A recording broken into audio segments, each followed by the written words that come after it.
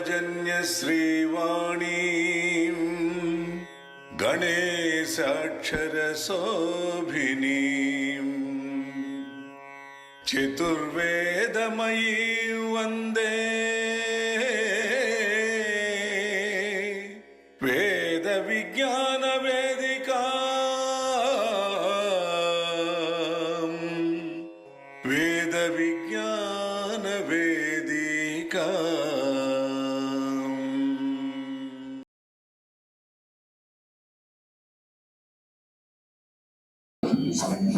సభకు నమస్కారం. వేద విజ్ఞాన వేదిక గత 16 సంవత్సరాలకు పైగా ప్రతి మాసం చివరి ఆదివారం సాయంకాలం నిర్వహిస్తున్నటువంటి ఈ సాహిత్య సభ తరతరాల తెలుగు కవిత ఉపన్యాస ధారావాహిక కార్యక్రమం ఈ రోజున 173వ ప్రసంగం. అందరికీ స్వాగతం, శుభస్వాగతం. మన ఆహ్వానం మేర గౌరవనీయులు సుప్రసిద్ధ పండితులు, కవి, విజయవాడ నుంచి డాక్టర్ అద్దంకి శ్రీనివాస్ గారు విచ్చేశారు. వారిని వేదిక వద్దకు వచ్చి ఆసీనులు కావాల్సిందిగా సగౌరవంగా మన కరతాళ ధ్వనుల మధ్య ఆహ్వానిస్తున్నారు. శ్రీమతి అరుణా శ్రీనాథ్ గారి ప్రార్థనతో కార్యక్రమానికి శుభారంభం చేద్దాం. అందరూ దయచేసి కూర్చుని ఉండవలసిందిగా మనవి మరొకసారి విన్నవిస్తుకుంటున్నాను. ఫోన్స్ సైలెంట్ మోడ్ లో ఉంచండి. అరుణ్ గారు రండి. మాధవ మామవదేవ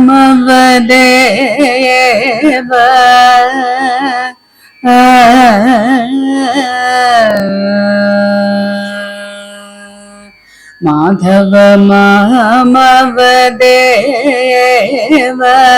కృష్ణ యాదవ కృష్ణ యదుకుల కృష్ణ మాధవ మామవదేవ కృష్ణ యాదవ కృష్ణ యదుకుల కృష్ణ మాధవ మామవదేవ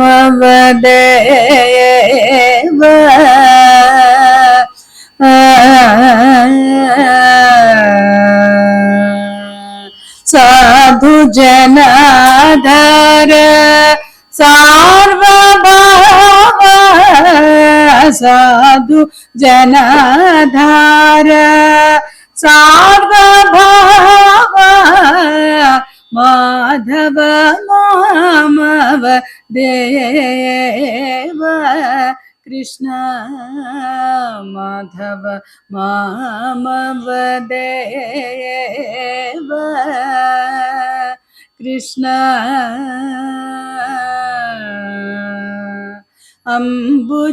అంబుజలోచన కంబు శుభగ్రీవ అంబుజలోచన కంబు శుభగ్రీవ బింబాధర చంద్ర బింబానన చాంపయనాసాగ్ర లగ్న సుమౌక్తిక చాంపేయ నాసాగ్ర లగ్న సుమౌక్తిక శారద చంద్ర జనిత మదన చాంపేయ నాసాగ్ర లగ్న సుమౌక్తిక శారద చంద్ర జనిత మదన కృష్ణ మాధవ మామవ దేవ కృష్ణ యాదవ కృష్ణ యదుకుల కృష్ణ మాధవ మామవ దేవ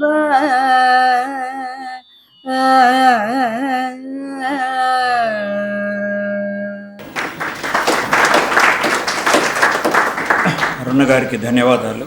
ఉపన్యాసకుల వారికి తెలియజేయడం కోసంగా సార్ మేము 10 నుంచి ఈ కార్యక్రమాలు చేపట్టి క్రమం తప్పకుండా ప్రతి నెల నిర్వహిస్తూ వస్తున్నాం. మధ్యలో కరోనా సమయంలో తప్ప. తమిళ దేశంలో పరాయి భాషా రాష్ట్రంలో ఉంటున్నాం కనుక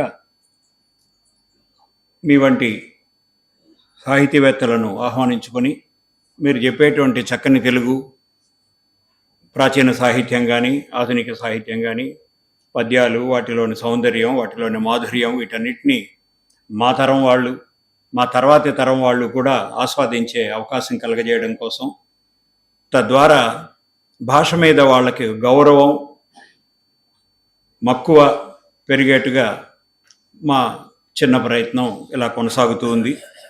మా అభ్యర్థన మన్నించి మీరు రావడం మాకు చాలా సంతోషం. మరొకసారి మా అందరి తరఫున మీకు స్వాగతం తెలియజేస్తున్నాం. డాక్టర్ అద్దంకి శ్రీనివాస్ గారు, మీరు ఆహ్వానంలో చూసినట్లుగా ఈరోజు పోతన భాగవత అవతారిక వేదాంత రహస్యాలు అనేటువంటి అంశం తీసుకున్నారు.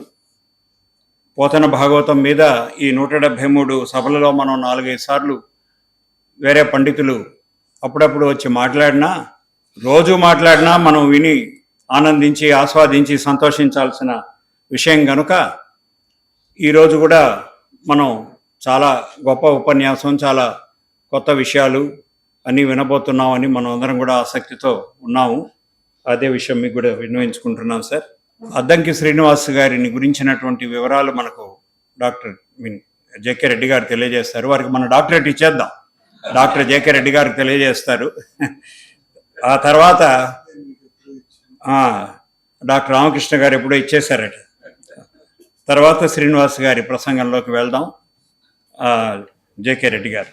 సభకు నమస్కారం. డాక్టర్ అద్దంకి శ్రీనివాస్ గారి పరిచయం. వారు 1975లో సంగీతానికి సాహిత్యానికి నెలవైనటువంటి విజయనగరంలో జన్మించారు. ప్రస్తుతం విజయవాడ వాస్తవ్యులు. వీరు కళాశాల విద్యానంతరం తెలుగు ఎంఏ స్నాతకోత్తర పట్టాన్ని, సంస్కృతంలో ఎంఏ స్నాతకోత్తర పట్టాన్ని, అటు పిమ్మట భాషాశాస్త్రంలోనూ ఎంఏ స్నాతకోత్తర పట్టాన్ని పొంది తదుపరి పిహెచ్డి చేసి డాక్టరేట్ని సాధించారు. అంటే ట్రిపుల్ ఎంఏ చేసిన విద్యార్థికులు మరియు బహుభాషా ప్రవీణులు డాక్టర్ అద్దంకి శ్రీనివాస్ గారిని మీ అందరికీ తెలియజేస్తున్నాను. అంతేకాదు ఎంఏ తెలుగులో అత్యధికమైన మార్కులు పొందినందుకు గాను వారికి బంగారు పథకాన్ని కూడా ఇచ్చారు. తెలుగు భాష, వ్యాకరణం, శాస్త్రీయ కవిత్వం, తులనాత్మక సాహిత్యం, సాహిత్య విమర్శ, భాషాశాస్త్రం మరియు అనువాదానికి సంబంధించిన అంశాలలో వీరు అనేక రచనలు చేశారు. డాక్టర్ శ్రీనివాస్ గారి రచనలు ఇప్పటి వరకు 90కి పైగా పుస్తకాలుగా ప్రచురింపబడ్డాయి. అంటే దాదాపు 100 మార్కుకి చేరువవుతున్నారనమాట. ఇవే కాకుండా 500 కంటే ఎక్కువ వ్యాసాలు కూడా రాశారు వారు. వీరు భారతీయ సనాతన ధర్మం, మహాభారతం, రామాయణం, భాగవతం, శ్రీరామ కర్ణామృతం, ఉత్తర రామాయణం, కేయూర బాహుచరిత్ర, చారిచర్య, విజ్ఞానేశ్వరం మొదలైన అనేక గ్రంథాలు కూడా రచించారు. వీరు తమ ప్రసంగాల ద్వారా కూడా భాషా సాహిత్యాలకు ఎనలేని సేవలను అందిస్తూనే ఉన్నారు. మరి వీరి సేవలను గుర్తించి 2019లో ప్రతిష్టాత్మకమైనటువంటి మహర్ష బాదరాయణ్ వ్యాస్ సమ్మాన్ అవార్డు, క్లాసికల్ తెలుగులో ప్రెసిడెంట్ అవార్డు, దాన్ని పొందారు వారు. అంతేకాకుండా నవభారత రత్న, కవిరత్న మరియు వేగావతి వీరి ఇతర బిరుదులు. డాక్టర్ శ్రీనివాస్ గారు ప్రస్తుతం కాలిఫోర్నియాలోని ఆర్యన్ విశ్వవిద్యాలయంలో ప్రొఫెసర్గా పనిచేస్తున్నారు. ఆన్లైన్లో ప్రాబ్లీ అప్పుడప్పుడు విజిట్ చేస్తుంటారు, ఆన్లైన్ చేస్తున్నారు. ఈనాడు మన వేద విజ్ఞాన వేదిక తరతరాల తెలుగు కవిత ఉపన్యాస ధారావాహిక కార్యక్రమంలో 173వ ప్రసంగంగా పోతన భాగవత అవతారిక వేదాంత రహస్యాలనే అంశంపై ప్రసంగించబోయే సుప్రసిద్ధ పండితులు, కవి, విద్యావేత్త, రచయిత, సంపాదకులు మరియు మంచి వక్తే డాక్టర్ అద్దంకి శ్రీనివాస్ గారిని ఈ సభకు సగర్వంగా పరిచయం చేస్తుంది. మరి మన ఆనవాయితీ ప్రకారం విశిష్టత పొందినటువంటి ప్రాచీన కవులు ముగ్గురు రచించిన ముచ్చటిగా 3 పద్యాలను పాడి వినిపిస్తాను. మొదటిగా తిక్కనాచార్యులు రచించినటువంటి మహాభారతంలోని విరాటపురంలో నుంచి ఒక పద్యం, శీస పద్యం, తేటగీతి. ధర్మజుడంటే ఎవరనుకున్నావు?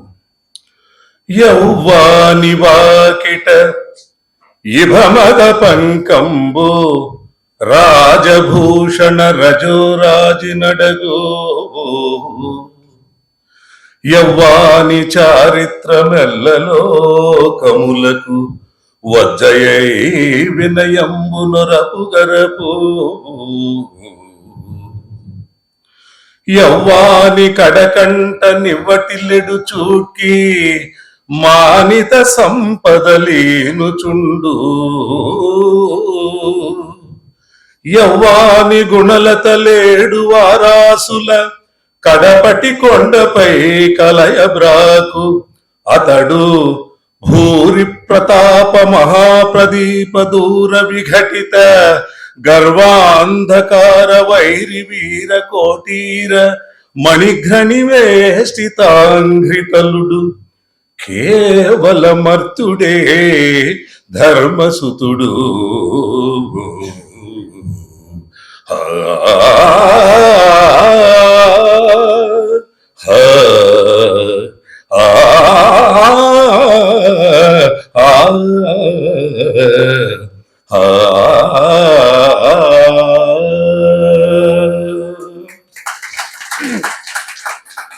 ఇక రెండవ పద్యం నన్నెత్తిమన గారు రచించిన ఒక అద్భుతమైన పద్యం.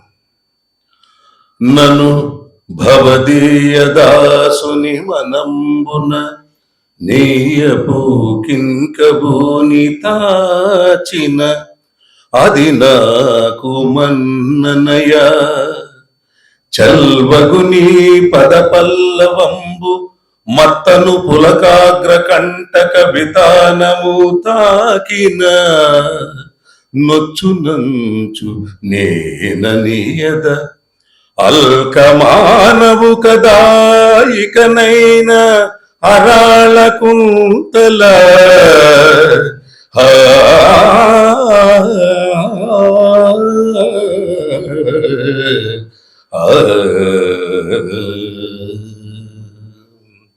మరి చివరగా 3వ పద్యం ఈనాటి ఉపన్యాసకుల అంశమే.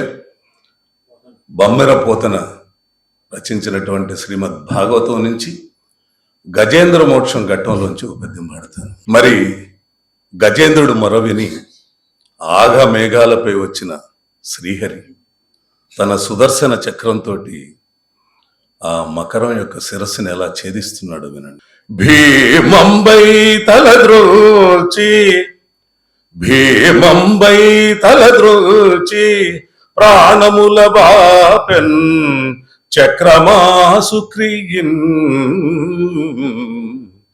హేమక్ష్మాధర దేహము చకిత వన్యేభేంద్ర సందోకము. కామక్రోధన గేహము కరటి రక్తస్రావగాహంబు. ఇస్సీమోత్సాహము వీతదాహము జయశ్రీ మోహము గ్రాహము.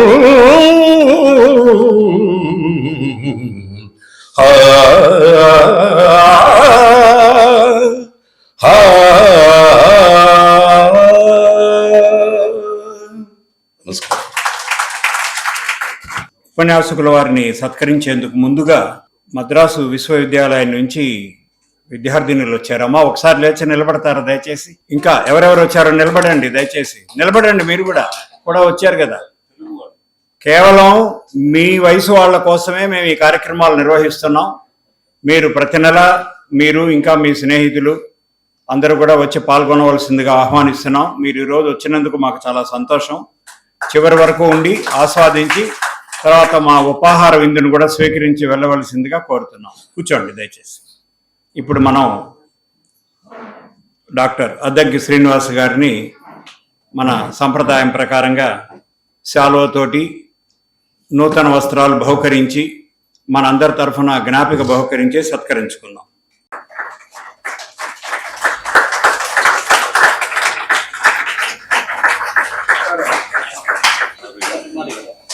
డాక్టర్ అద్దంకి శ్రీనివాస్ గారు పోతన భాగవత అవతారిక వేదాంత రహస్యాలు అనే అంశంపై ప్రసంగిస్తారు. సార్ దయచేసి రండి. ధవళ నళిన నిష్ఠం క్షీరగౌరం కరాగ్రైః జపవలయ సరోజే పుస్తకాభీష్టదానే దధతమమలవర్ణం కల్పసూనాభిరామం తురగవదన విష్ణుం నౌమి విద్యారిజిష్ణుం. సభా సరస్వతికి నమస్కారం. అందరికీ సాదర స్వాగతం. ఇక్కడ చెన్నై నగరంలో వేద విజ్ఞాన వేదికని ఇంత నియమంగా అలా నడిపిస్తున్నందుకు ప్రోత్సహిస్తున్న, ఆ ప్రోత్సాహాన్ని ఆమోదిస్తున్నా, అనుకరిస్తున్న ప్రతి ఒక్కరికి నేను అనేక నమస్కారాలను తెలియజేస్తున్నాను. మనమంతా కవులమే, సాహిత్యవేత్తలమే, భాషా ప్రేమికులమే, ఎలా అయినా చెప్పుకోవచ్చు. కాలోహ్యయం నిరవధి విపులాచ పృథ్వీ అన్నాడు మహాకవి. ఇక్కడ కాలం చాలా ఉందండి. కాలోహ్యయం నిరవధి విపులాచ పృథ్వీ అని అక్కడ అసలు అర్థం. కాలం ఎంతో ఉంది, మనం చెయ్యాలనుకున్న పని ఎప్పటికైనా చేయొచ్చు అనే మాట ఇక్కడ వర్తించదు. ఎందుకంటే కాలము నిరవధి, అవధి లేనిది అని కదా అక్కడ అర్థం. ఇక్కడ అది కాదు. నితరాం అవధి నిరవధి అంటే బాగా అవధి కలిగినది.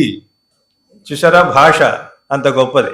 ఇప్పటి వరకు జరిగిన ఈ కార్యక్రమం గురించి, అంటే మొట్టమొదట అరుణ గారు పాడిన పాట గురించి వ్యాఖ్యానం చేస్తే ఈ రోజు నా ప్రసంగం అయిపోతుంది. మాధవ ఏమిటంటే ఆ సంకీర్తన, మాధవ మాం అవదేవ, మాధవ నన్ను రక్షించు. భాగవతం మొత్తానికి మూలమైనది ఇదే. ఒకే ఒక్క శ్లోకం మొత్తం భాగవతాన్ని చెప్తుంది. కృష్ణాయ వాసుదేవాయ దేవకీ నందనాయ చ నంద గోప కుమారాయ గోవిందాయ నమో నమః. అయిపోయింది మొత్తం భాగవతం. కృష్ణాయ, కృష్ణుడండి. ఎవరికి పుట్టాడు? వాసుదేవాయ. ఎక్కడున్నాడు? వాసుదేవుడి దగ్గరికి. వాసుదేవుడికి సంతానంగా పుట్టాడు. ఎవరికి తల్లి? తల్లి ఎవరు? దేవకీ నందనాయ చ. అక్కడి నుంచి ఎక్కడికి వచ్చాడు? నంద గోప కుమారాయ గోవిందాయ నమో నమః. అలాగే ఆ కీర్తనలో మొట్టమొదటి నుంచి చూస్తే శ్రీకృష్ణుడి బాల్య క్రీడలు, అలాగే శ్రీకృష్ణుడు శరణ్ రాత్రిలో ఆయన చేసినటువంటి లీలలు మొత్తం అంతా భాగవతమే కనిపిస్తోంది. అక్కడితో ఆకుండా వీరు పారిజాత అపహరణం అన్నారు. అది పారిజాత అపహరణం కాదండి. పారిజా అంటే లక్ష్మీదేవి. లక్ష్మీ అంశం ఉన్న సత్యభామకి వచ్చిన తాపాన్ని పోగొట్టడమే పారిజాత అపహరణము.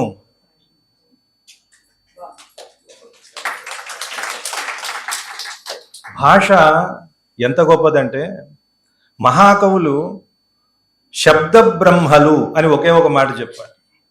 ఆ శబ్దానికి అంత శక్తి ఉంది. వారు కొన్ని శబ్దాలని యోజన చేసిన తర్వాత వాటికి విలక్షణమైనటువంటి అర్థం దానంతట అదే వస్తుంది. దశమ స్కంధంలో శ్రీకృష్ణుడిని ఉద్దేశించి గోపికలందరూ యశోదాదేవి దగ్గరకు వచ్చి చెప్తారు. మీ అందరికీ తెలుసు ఆ పద్యం. పోతన భాగవతం అనగానే గుర్తొచ్చే పద్యాల్లో ఇది ఒకటి.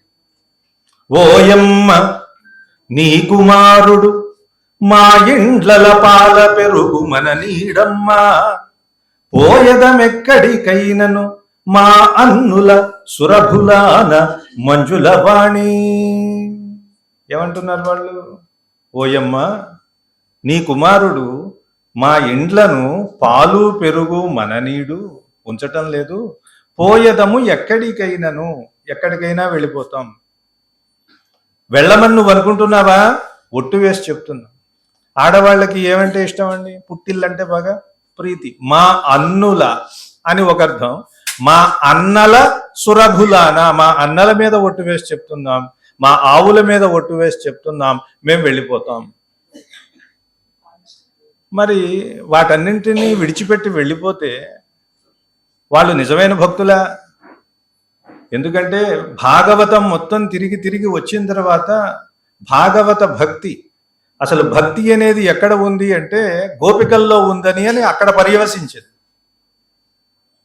చైతన్య సంప్రదాయంలో గోపికా భక్తికి ఎక్కువ ప్రాధాన్యం ఉంటుంది.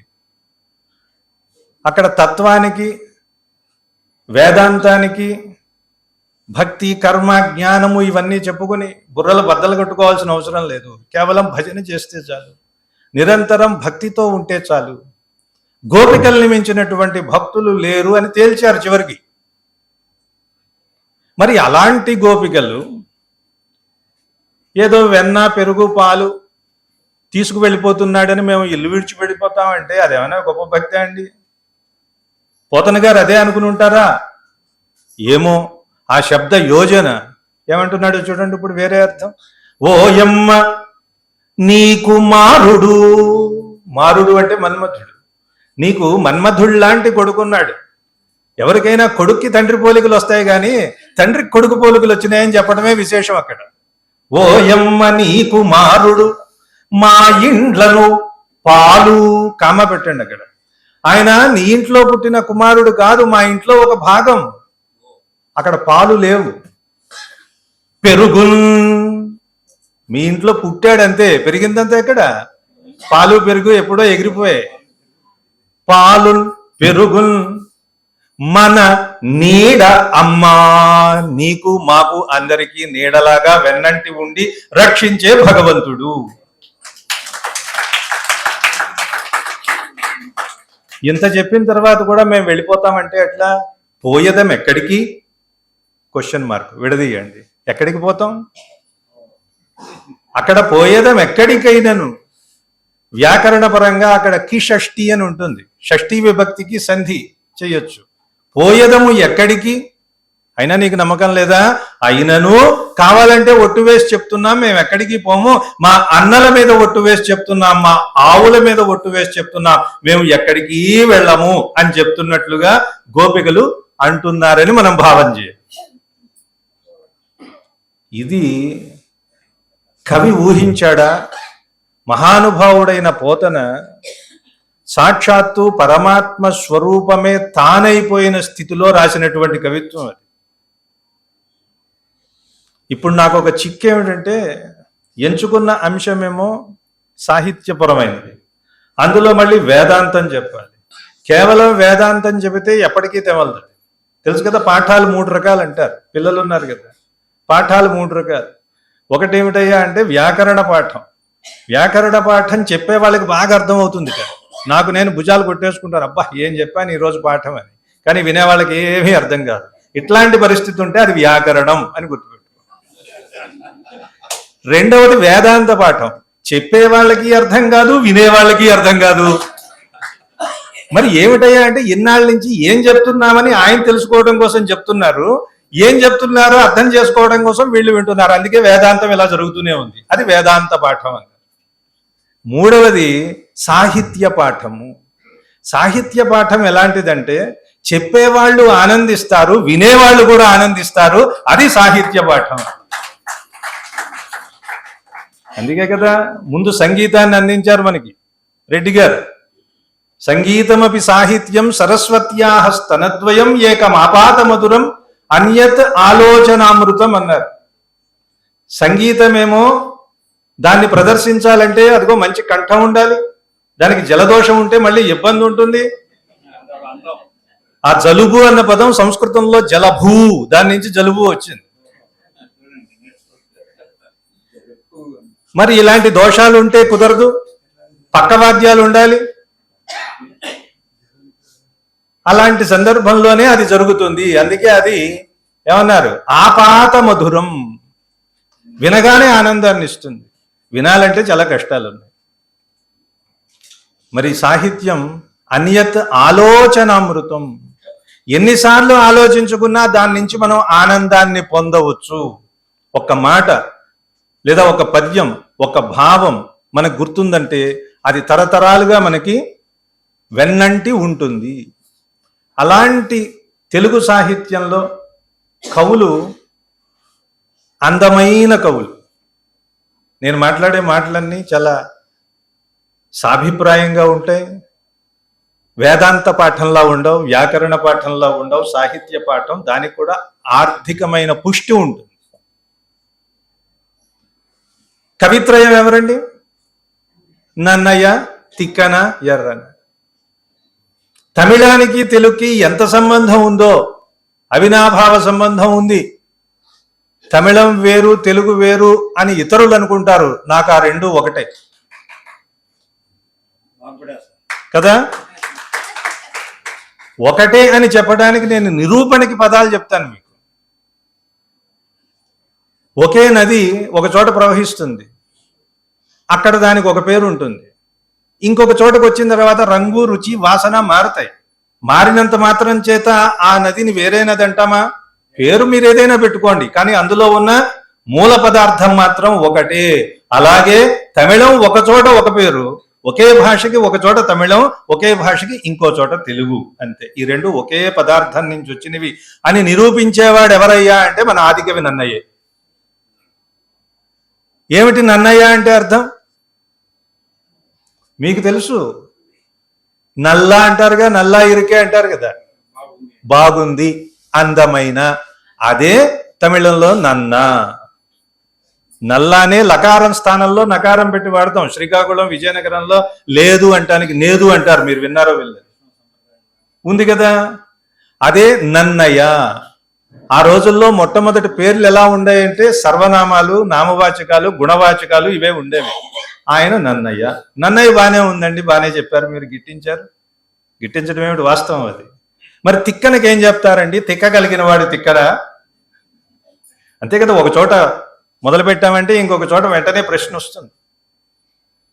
ప్రశ్న రాకపోతే అభివృద్ధి లేదు, విజ్ఞానం లేదు, భాష లేదు, కావ్యం లేదు, భాగవతం లేదు. మళ్ళీ నేను నా టాపిక్కి తీసుకొస్తూ ఉంటాను. ఎందుకంటే భాగవతం ప్రశ్నతోనే మొదలయ్యింది. మరి తిక్కన అంటే సంస్కృతంలో తిక్తహ అని ఒక శబ్దం ఉంది. కంఠమునందు విషము కలుగుట. తిక్తము అంటే చేదు. ఈశ్వర శబ్దం, ఈశ్వర శబ్దవాచి తిక్కన. ఇదంతా బాగుంది. మరి పోతన, పోతేమిటండి బాబు? పోతులా ఉంటాడనా కదా. పోతు అన్నది ద్రావిడంలో, తెలుగులో పురుష శబ్దవాచకం, అంతే కదా. పోతు, దున్నపోతు, వాటిల్లో కొన్నిట్లో వ్యతిరేక అర్థంలో ఉంటుంది అనుకోండి.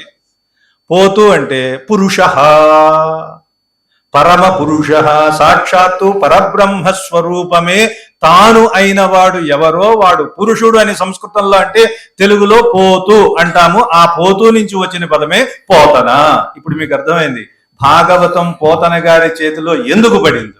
శ్రీ కైవల్య పదంబు చేరుటకునై చింతించదన్ లోకరక్షైకారంభకు భక్త పాలన కళా సంరంభకున్ దానవోద్రేక స్తంభకు కేళిలోల విలసదృగ్జాల సంభూత నానా కంజాత భవాండ కుంభకు మహానందాంగనాడింభకున్ మహానందాంగనాడింభకున్. కృష్ణుడికి నమస్కారం అంటే చాలు కదండి. వాళ్ళ నాన్నగారి పేరు చెప్పి, అమ్మగారి పేరు చెప్పి, వాళ్ళ కొడుక్కి నమస్కారం అన్నాడు. మహానంద అంగనాడింభకుట్ట. ఇలా ఎవరైనా చెప్తారు. మీ నాన్నగారి పేరు ఏమిటంటే చెప్పాలి, కానీ మీ అమ్మమ్మ గారి కూతురికి మొగుడు ఎవరండి అంటే ఎలా ఉంటుంది? చివరికి వస్తే మీ నాన్నగారు ఎవరు అని, మీ నాన్నగారి పేరేమిటనాలి తప్ప మీ అమ్మమ్మ గారి కూతురి మొగుడి పేరేమిటంటే ఎలా ఉంటుంది? మరి ఈయన అలాగే కదా అన్నాడు. తాను చేసే ప్రార్థన కృష్ణుడికి నేరుగా అర్థం కావాలి కానీ మహానంద అంగనాడింభకున్ ఇవన్నీ ఊరికే వేసే ప్రయోగాలు కాదు. ఛందస్సు కుదరలేదండి, ఆయన ఏదో మొత్తానికి అక్కడ ఆ శార్దూల రాయాలి కాబట్టి అలా రాశాడు అని సామాన్యులు చెప్పుకునే మాట. వేదాంత రహస్యాల్ని అందులో చూస్తే ఆ మాట ఎందుకు అన్నాడు అనేది మనకి తెలుస్తుంది. నిజానికి సంస్కృత భాగవతంలో అవతారిక అనేది లేదు. తెలుగు భాగవతంలోనే ఈయన అవతారిక అనే ఒక పద్ధతిని ఆయన ప్రవేశపెట్టాడు. అంటే ఈయన ప్రవేశపెట్టలేదు, దీనికి కూడా ఆద్యుడే. ఇప్పటి వరకు కాదు, ఎప్పటి వరకు తెలుగులో కవిత్వం ఎవరు రాసినా నన్నయ్య అనే విత్తు నుంచి పుట్టిన మొక్కో చెట్టో ఏదో ఒకటి అవుతుంది తప్ప ఆయన్ని మించి బయటికి వెళ్ళి వచ్చి కవిత్వం రాసిన వాడు ఈ లోకంలో ఉండడు. అందుకే తెలుగు కవిత్వం మొత్తం నన్నయ్య పెట్టిన భిక్ష అన్నారు కదా విశ్వనాథ సత్యనారాయణ. ఎంతో మంది కవులను చూసిన తర్వాత ప్రతి చోట ఆహా ఓహో అనిపించిన తర్వాత మళ్ళీ నన్నయ్య గారి దగ్గరికి వెళ్తేనే మనకి ఆ సంతృప్తి, ఆ ఒక రకమైనటువంటి ఆనందం కలుగుతుంది. అందుకే ఆయన ఆదికవయ్యాడు. ఋషి వంటి నన్నయ్య. మిగిలిన వాళ్ళందరూ కవులు, నన్నయ్య కవిగాడు, ఋషి. ఋషికి మునికి తేడా ఏమిటండి అన్నారు. ఇద్దరు ఒకటే. ఋషి అంటాం, ముని అంటాం. స్వీయ లాభం కోసం తపస్సు చేసేవాడు ముని. నాకు మోక్షం కావాలి, నేను స్వర్గానికి వెళ్ళాలి, వీడు ముని. కానీ ఋషి లోకక్షేమం కోసం తపస్సు చేసేవాడు ఋషి. ఈ రెండిటికి. అలాంటి ఋషికి సంబంధించిన సంప్రదాయం నుంచి వచ్చేదే ఆర్ష అంటే. అదే వేద విజ్ఞాన వేదిక. ఇక్కడ ఎవరు ఏ మాట మాట్లాడినా వేద ఉపబృంహణమే. అలా మనం చూడాలి. నేను చెప్పింది కాదు, ఆర్ష సంప్రదాయం నుంచి వస్తున్నటువంటి ఒక అనూచానమైన సంస్కృతి, ఒక పద్ధతి. ఇప్పుడు మనం వచ్చి గుడ్డొచ్చి పిల్లనెక్కిరించింది అన్నట్లుగా అన్ని వేదాల్లోనే ఉన్నాయిషా అంటాం. అన్ని వేదాల్లో ఉండడం కాదు, వేదాల్లో ఉన్నవే ఇటొచ్చాయి. అంటే మనం ఇక్కడున్నాం కాబట్టి వీటన్నింటినీ తీసుకుని ఇది వేదంలో ఉందా, ఇది వేదంలో ఉందా అని చూడటం కాదు. వేదంలో ఉన్నవే ఇలా ఇలా ఇలా ఇలా వచ్చాయి. అందులో ఒక శాఖ, ఒక పాయ భాగవతం. రామాయణం తెలుసు మీకు, భారతం ఇంకా తెలుసు, భాగవతం అంతకంటే బాగా తెలుసు. మరి అంత తెలిసి వచ్చిన వాళ్ళకి నేను చెప్పేది ఏముంటుంది ఇక్కడ? అంతే కదా. అందరికీ తెలుసు, అంతా తెలుసు, ఎంతో కొంత తెలుసు.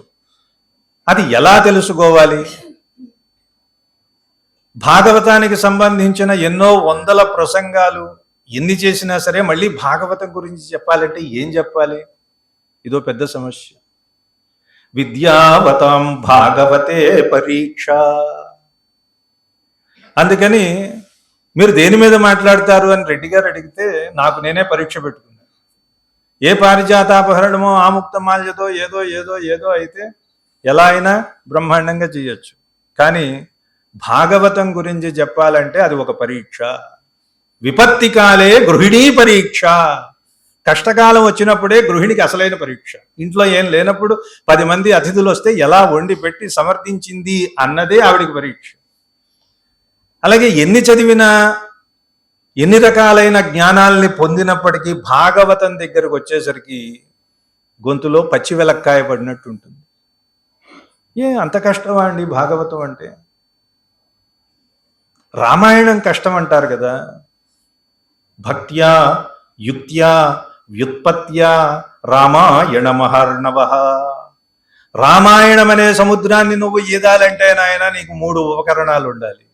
భక్తి ఉండాలి, యుక్తి ఉండాలి, బుర్ర పెట్టాలి, వ్యుత్పత్తి ఉండాలి. ఏ పదానికి ఏ అర్థం, దాని మూలం ఏమిటి? దశరథ అంటే దశ, పక్షిని రథంగా కలిగిన వాడు విష్ణుమూర్తి అని చెప్తాడు. దశరథుడు అంటే ఎంతసేపు మనం రాముడికి తండ్రినే చూస్తూ ఉంటాం. ఇలా ఒక పదాన్ని తీసుకుని వ్యుత్పత్తి ఆధారంగా చూస్తే తప్ప రామాయణం అర్థం కాదన్నారు. అమ్మో 3 ఉపకరణాలు మేము తెచ్చుకోలేమండి, కొంచెం తగ్గించండి అంటే భక్త్యా యుక్త్యా చ భారతం. భక్తి యుక్తి ఈ 2 ఉంటే భారతం అర్థమవుతుందండి అన్న. అది కూడా మా వల్ల కాదు అంటే భక్త్యాచ భాగవతం జ్ఞేయం. భక్తి ఒక్కటే ఉంటే చాలు భాగవతం అర్థమవుతుంది. అంటే భాగవతం తక్కువే కదండి, మళ్ళీ దానికి పరీక్షను ఎందుకన్నారు? మీరే ఒకటి చెప్తున్నారు, మళ్ళీ దానికి మీరే అపవాదం సృష్టిస్తున్నారు. ఒకవైపు ఏమో భాగవతం చెప్పడం, చెప్పింది విని అర్థం చేసుకోవడం ఒక పరీక్ష అంటూనే, మళ్ళీ ఇక్కడ భాగవతం తక్కువ ఉపకరణాలతో తెలుస్తుంది అంటున్నాం కదా. అంటే నాయన ఈ భక్తి ఉంటేనే యుక్తి పనిచేస్తుంది, వ్యుత్పత్తి కూడా పనిచేస్తుంది. అది కేవలం భక్తి అని చెప్పినంత మాత్రం చేత మిగిలినవేవి లేనివి కాదు, ఆ రెండు కూడా అందులో అంతర్భవించి ఉంటాయి అని చెప్పడమే భాగవతం గొప్పతనం. అందుకే భాగవతం కనీసం 2 సార్లు వినాలట. మొదటిసారి ఎందుకు వినాలి? అసలు వినలేదు కాబట్టి వినాలి. మరి రెండోసారి ఎందుకండి అంటే విన్నాం కాబట్టి, విన్న తర్వాత ఇందులో ఇంత మాధుర్యం ఉంది కదా అని ఇంకొకసారి వినాలట. అందువల్ల కనీసం 2 సార్లు భాగవతం వినాలి. సరేనండి, వినాలి అనుకోగానే ఎవరో ప్రేరకులు ఎవరో వస్తారు, పలానా ఊరి నుంచి పలా ఆయన వస్తారు, ఇంకొక ఆయన పిలుస్తారు, ఇదంతా అనుకుంటే మేము రాగలిగామా? మాకు ఈరోజు IPL మ్యాచ్ ఉంది, ఇంకొకటి ఉంది అనుకునే వాళ్ళు కూడా ఉంటారుగా. కాబట్టి భాగవతం వినాలి అంటే పద్మపురాణం చెప్తోంది, జన్మాంతరే యథా పుణ్యం తథా భాగవతం లభేత్. పూర్వ జన్మల్లో మీరు ఎన్నో జన్మల్లో ఎంతో పుణ్యం చేస్తే తప్ప భాగవతంలో కనీసం ఒక అక్షరం గురించైనా వినే తెలుసుకునే అవకాశం లభించదు అని పద్మపురాణం చెప్తుంది. అటు తిప్పి ఇటు తిప్పితే 4 అక్షరాలండి, అంతేగా. భా గ వతం. ఏమిటి ఒక్కొక్క అక్షరానికి ఒక్కొక్క అర్థం అంటే, భా అంటే భక్తి, జ్ఞానము, వైరాగ్యము, తద్వారా తత్వ సాక్షాత్కారము, అదే మోక్షము. ఈ మోక్షం కోసమే ఆయన శ్రీ కైవల్య పదంబు చేరుటకునై చింతించదన్. ఆ పద్యం మనం ఎప్పుడు చదువుతాం, దానికి ఇంత మూలం ఉందా? ఆయన శ్రీ కైవల్య పదమే అని ఎందుకు మొదలు పెట్టాలి అంటే, భాగవతం వల్ల లభించేది ఏమిటి అంటే ముక్తి. ఆ ముక్తి కోసం నేను చింతిస్తున్నాను. ఎవరిని చింతిస్తున్నావయ్యా?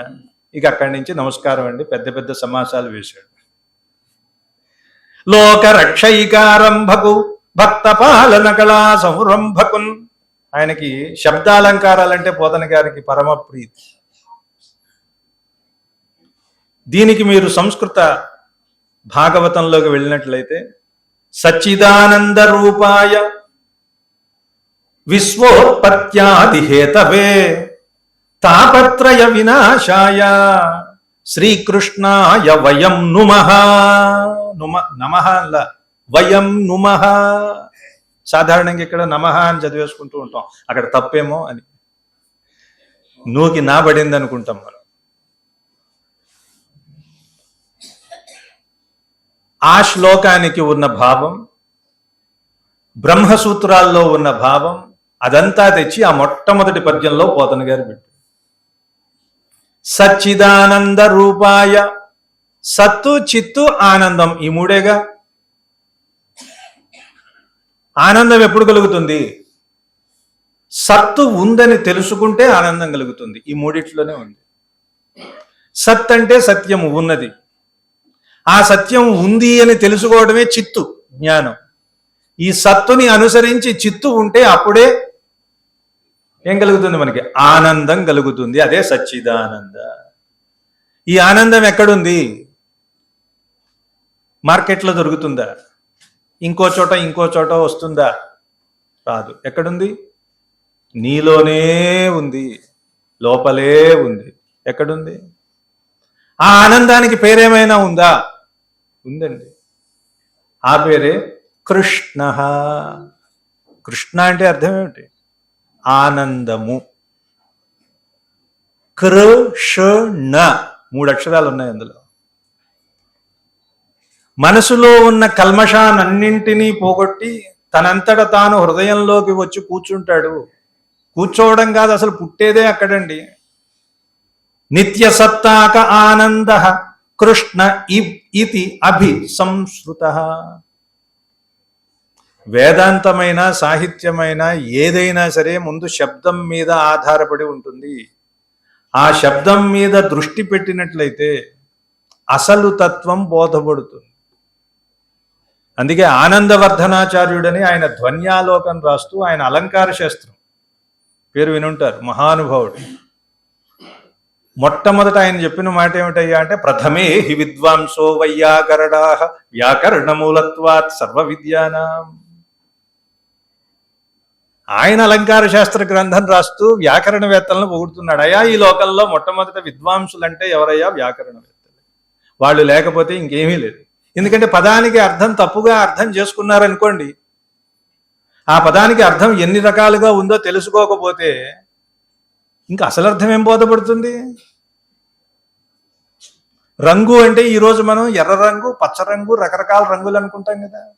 మరి ప్రాచీన సాహిత్యంలోకి వెళ్తే రంగారు, పొంగారు, బంగారు అంటూ రంగారు ఏం వాడతాం? రంగారు అంటే చూడగానే కళ్ళకి ఆకర్షణీయంగా ఉండేది, అంటే అందంగా ఉండేది. దాన్ని తమిళంలో ఏమంటారు? అయగా ఇరుకు అంటారా? అయగా. అయగా అన్నదే మెటాథీసిస్ అయ్యి వర్ణవ్యత్యయం అయ్యి తెలుగులో రంగు అయ్యింది. కొయందై అన్నది కొడుకు అయ్యింది. కాదల్ అన్నది గాదిలి, గాదిలి కోడల ఓ మదంబ అని పోతన గారే చెప్పారు. మరి ఇలా శబ్దానికి సంబంధించిన మూలాలలోకి వెళ్ళి మనం తెలుసుకోకపోతే ఇంక నువ్వు చెప్పేది నిజమా అబద్ధమా అది ఏమిటి అనే అన్వయం ఎలా కుదురుతుంది? అందుకని అలాంటి ఆనందవర్ధనాచార్యులు లాంటి వాళ్ళు కూడా వ్యాకరణానికి అత్యంత ప్రాధాన్యం ఇచ్చారు. మరి ఇక్కడ కూడా అదే నుమః అన్నాడు. సచ్చిదానంద నిత్యసత్తాక ఆనంద కృష్ణ ఇది అభిసంస్మృత. నిత్యము మనలోనే వెన్నంటి ఉండే ఆనందం అండి. అది ఎక్కడ ఉంటుంది? మీ హృదయ కుహరంలోనే ఉంటుంది. అందుకని శ్రీకృష్ణుడు ఎక్కడ పుట్టాడండి? మధురలో పుట్టాడు. మధుర అంటే ఈ శరీరమే మధుర అని చెప్పాడు. ఈ మధురలో ఎక్కడో ఒక కారాగృహంలో, ఆ కారాగృహం నీ మనసు, హృదయము. ఆ హృదయంలో కూడా ఎక్కడో ఒక మూల దహరాకాశం అని ఉంటుంది, అందులో ఉంటాడు పరమాత్మ అని చెప్తాడు. అక్కడ ఉన్నటువంటి కృష్ణుడు ఎవరికి పుడతాడు? దేవకి వసుదేవుడు. అవునా? దేవకి అంటే బుద్ధి, వసుదేవుడు అంటే వివేకము. బుద్ధి వివేకం ఈ రెండు కలిస్తే అప్పుడు మనలో ఉన్న ఆనందం జన్మిస్తుంది. అయితే పుట్టగానే ఆ ఆనందాన్ని పోగొట్టుకుంటాం మనం. అందుకే ఎక్కడ పుట్టాడు శ్రీకృష్ణుడు? అర్ధరాత్రి. అంటే యోగులైన వారు అసలైన ఆనందాన్ని ఎక్కడ దర్శించగలుగుతారంటే ఆ నిశా సమయంలో, అప్పుడు వాళ్ళు చూడగలుగుతారు. అలాంటి కృష్ణుడు అంటే ఆనందం మనలోంచి పుట్టిన తరువాత వెంటనే కసి హింసాయాం అని మనస్సు, హృదయ కుహరంలో పుట్టినటువంటి ఆనందాన్ని హింసించడానికి 10 తలలు. అక్కడ రావణాసురుడు, ఇక్కడ వీడు కూడా, కంసుడు కూడా 10 మందిని పంపిస్తాడు. మీరు చూడండి, కృష్ణుణ్ణి చంపడం కోసం. ఆ 10 మంది 10 ఇంద్రియాలు. ఈ 10 ఇంద్రియాల వలన, కంసుడు అనే మనసు వలన ఆనందము దేవకికి అలాగే వసుదేవుడికి అంటే బుద్ధి వివేకానికి పుట్టినప్పటికీ ఏమైపోయింది? దూరం అయిపోయింది. ఎక్కడికి వెళ్ళింది? వెళ్ళి వెళ్ళి వెళ్ళి వెళ్ళి నందగోకులంలోకి వెళ్ళింది. మనం తెలియక మనం ఏదో తప్పు చేసి బాధపడుతూ ఉంటే, దుఃఖంలో ఉంటే మీరేం చేస్తారండి?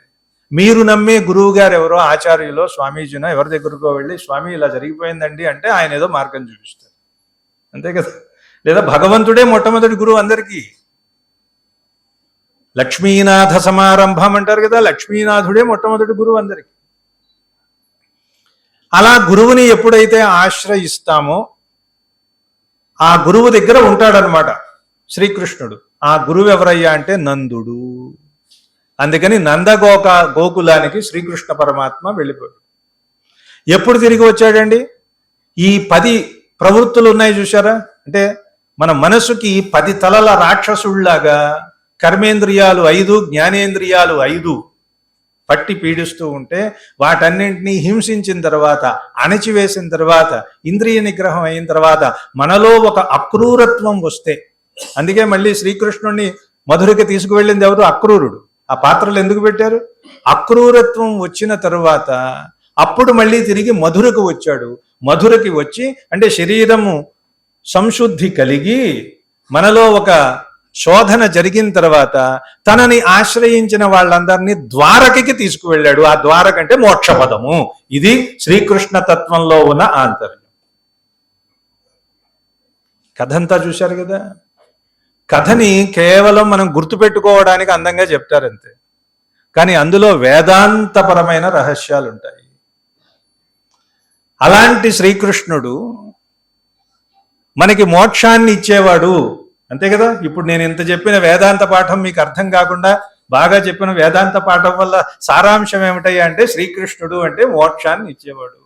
అందుకే కదా ఆయన రాముడేమో కలలో కనిపించో ఎదుట కనిపించో మొత్తానికి భాగవతం రాయవయ్యా అంటే రాసి తీసుకొచ్చి కృష్ణుడికి అంకితం ఇస్తాడేమిటండి ఈయన. పోతన ఎవరిని చింతిస్తానంటున్నాడు? మొట్టమొదట శ్రీకృష్ణుడిని చింతిస్తానంటున్నాడు. ఎందుకంటే మోక్షప్రదాత అమాయకుడైన బాలకృష్ణుడే. భగవద్గీత చెప్పిన శ్రీకృష్ణుడు కాదు, ఆయన టీచర్. ఏమంటే ఒక్కడున్న పాఠం చెప్పే టీచర్ అన్నమాట, అంతే కదా. అర్జునుడు ఒక్కడే నాకు అర్థం కావట్లేదు బావా అన్న విడిచిపెట్టాడా? చెప్పాలనుకున్నదంతా చెప్పి తీరాల్సిందే, నువ్వు విని తీరాల్సిందే. అంతా చెప్పిన తర్వాత ఏం చెప్పావు మళ్ళీ చెప్పన్నాడు అర్జునుడు కదా. మరి ఆయనే ఏమన్నారు? మహాచార్యుడు కృష్ణం వందే జగద్గురుం. మన పేర్లలో కృష్ణమాచార్యులు కృష్ణమాచార్యులు అని ఉంటుంది కదా. రామాచార్యులు అన్నట్టుగా కృష్ణాచార్యులు అనరు, కృష్ణమాచార్యులు అంట. మధ్యలో మా ఎక్కడి నుంచి వచ్చింది? రామాచార్యులు, ఇంకో గోవిందాచార్యులు అన్నట్లుగా కృష్ణాచార్యులు అనొచ్చు కదా. లేదు, కృష్ణ శబ్దానికి మహా ఉంటుంది. కృష్ణ మహాచార్యులు, ఆ మన పలకడంలో హా పోయి మాచార్యులు అయింది. కృష్ణ మహాచార్యులు. మరి ఆచార్య శబ్దంతో పిలవదగిన వాడు శ్రీకృష్ణుడే మొట్టమొదట.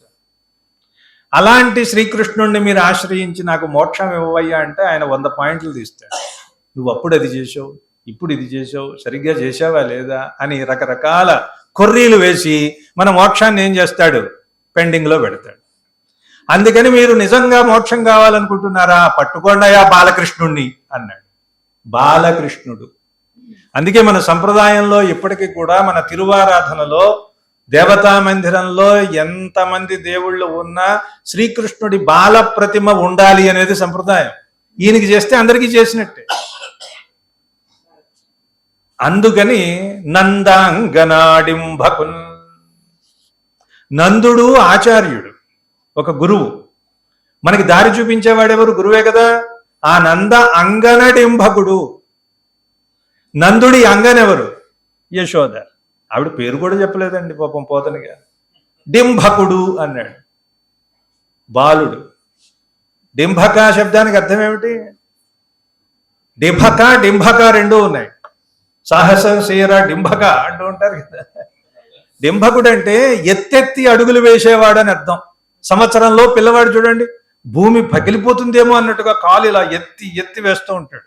వాడికి డింభకుడు అని పేరు. ఇంత పెరిగిన వాడిని డింభక అనడానికి లేదు. అంటే మీరు ఎవరిని ఆశ్రయించాలి? బాలకృష్ణుడిని. పాకుతూ అప్పుడప్పుడు లేచి నిలబడుతూ ఉండే శ్రీకృష్ణ కరుణామృతంలో చెప్తారు, ఒక గోపిక పిలుస్తుంది, ఓసి మీ దుంపదగా మీరు తత్వం కోసం భారతం అంటారు, బ్రహ్మసూత్రాలు అంటారు, అదంటారు ఇదంటారు, తిరుగుతారేమిటే, రెండే శృతిమపరే స్మృతిమపరే భారతమపరే భవభీతా. ఎందుకు మీరు అలా కొట్టుకుంటున్నారు? రండి, మీకు ఆ పరబ్రహ్మాన్ని చూపిస్తాను. ఇక్కడ నందుడి గుమ్మంలో గుమ్మం దాటలేక అవస్థపడుతున్నటువంటి పరబ్రహ్మాన్ని చూపిస్తాను చూడండి. పిల్లలు చూడండి, పెద్ద గడప ఉంటే దాటడానికి నానా యాతనలు పడుతుంటారు. అటు చూస్తుంటారు, ఇటు చూస్తూ ఉంటారు, కాలు పెడుతూ ఉంటాడు, బేరం అంటూ ఉంటాడు. ఇట్లాంటి అవస్థలు పడుతోంది నీ పరబ్రహ్మం. నువ్వేమో భారతంలో ఉందంటావు, భాగవతంలో ఉందంటావు, అక్కడ ఇక్కడ వెతుకుతావు, ఇక్కడ చూడు, ఇది కదా అదృష్టం అంటే అని గోపికలు పిలుస్తూ ఉంటారు. అలాంటి పరబ్రహ్మ స్వరూపము డింభకుడుగా ఉన్నవాడిని పట్టుకుంటేనే వాడికి మోక్షము అని తెలిసినటువంటి మహామేధావి బమ్మెర పోతనామాత్యుడు. కవిత్వం అంటే పైన అభ్యుర్లంఘిత ఏవ వానర భటై కింతస్య గంభీరతాం. పైనుంచి కోతులు తిరుగుతూ ఉంటాయి, సముద్రం లోతు వాటికేం తెలుస్తుంది? ఆపాతాళ నిమగ్న పీవరతను జానాతి మంథాచల. సముద్రం లోతు ఎంతో చెప్పమంటే మందర పర్వతాన్ని అడుగు, పైన దూకే కోతిని అడగను. ఎందుకంటే అది అడుగు వరకు వెళ్ళింది, సముద్రం లోతు ఎంతో తెలుసు. అటువంటి మహాకవులు, అద్భుతమైన ప్రతిభా పాటవాలు ఒక్కొక్క పద్యంలో ఒక్కొక్క పదంలో కనిపిస్తుంది. భగవత్ స్వరూపం ఎలా ఉంటుంది అంటే పంచస్వరూపాలు చెప్తోంది పాంచరాత్రాగమం. పర, వ్యూహ, విభవ, అర్చావతార, అంతర్యామి, 5 రకాల స్వరూపాలు. లోకంబులు లోకేశులు లోకస్తులు తెగిన తుది అలోకంబకు పెంచీకటి కవ్వలనెవ్వండేకాకృతి వెలుగు అన్నాడు కదా గజేంద్ర మోక్షణంలో. ఎవరికి కనిపించడండి, ఎలా ఉంటాడంటే జ్యోతిస్వరూపంగా ఉంటాడు అన్నారు. అది పర. పర అంటే అర్థం ఏమిటి? ఇంకా దాని తర్వాత ఇంకొకటి ఏం లేదు, అది పర. ఏమండి మీరు అలా జ్యోతి రూపంలో ఉంటే మా కష్టాలు ఎవరితో చెప్పుకోం? అయితే ఉండండి, కొంచెం దిగుతానన్నాడు ఆయన. వ్యూహ, ఒక ఆఫీస్ అది పెట్టుకుని కనిపించాలి కదా మనుషులకి, కంప్లైంట్ ఇవ్వాలంటే ఏం చేయాలి? అది వ్యూహము. అప్పుడు మీకు వస్తుంది క్షీరసాగరం. క్షీరసాగరంలో ఆయన చక్కగా శేషశయనం మీద పడుకుని ఉండటం, లక్ష్మీ అమ్మవారు ఎప్పుడు పాదాలు ఒత్తుతూ ఉండటం. లక్ష్మీనారాయణులు ఆది దంపతులు అనడంలో టెక్నిక్ ఇప్పటి వరకు మనకు ఎవరికీ అర్థం కాలేదు. ఆధునిక వైద్య శాస్త్రంలో ఆక్యుపంక్చర్, ఆక్యుప్రెషర్ అంటూ ఉంటారు కదా, ఏవో పాదాల్లో అరిపాదాల్లో ఏవో పాయింట్స్ ఉంటాయని. అందువల్ల విష్ణుమూర్తికి ఎప్పటికీ బీపీ షుగర్ రాకుండా లక్ష్మీ అమ్మవారి పాదాలు నొక్కుతూ ఆ పాయింట్స్ అన్ని ప్రెస్ చేస్తూ ఉంటారు. అది తెలియటం లేదు మనకి. అలా నొక్కడం వల్ల ఏమైందండి, ఆవిడికి చేతుల్లో ఉన్న పాయింట్స్ అన్ని యాక్టివేట్ అయ్యి ఈవిడ ఆయన మీద అరుచుకోవడాలు లేవు, ఆయన ఈవిడ మీద అరుచుకోవడాలు లేవు. అందువల్ల చాలా హాయిగా అన్యోన్యంగా సుఖంగా ఉన్నారు. ఇది కదా ఆదర్శ దాంపత్యం అంటే. ఏది చేసినా ఆధునిక పరిభాషలో చెప్పాలంటే ట్రెండ్ సెట్టర్ అంటూ ఉంటారు కదా. అన్ని ట్రెండ్లకి సెట్టింగ్ ఎవరై అంటే కృష్ణుడే. ఫ్యాషన్స్ దగ్గర నుంచి, సంప్రదాయం దగ్గర నుంచి, చెవికి ఒక రింగు పెట్టుకోవడం ఎవరండి ఇప్పుడు ఫ్యాషన్ పెట్టుకుంటూ ఉంటారు కుర్రవాళ్ళు? కృష్ణుడే. కొండగోగు పువ్వు కాడని తెచ్చి చెవికి రింగుగా పెట్టాడండి. ఈ ఫ్యాషన్ ఎవరైనా ఇప్పటి వరకు కనిపెట్టారా?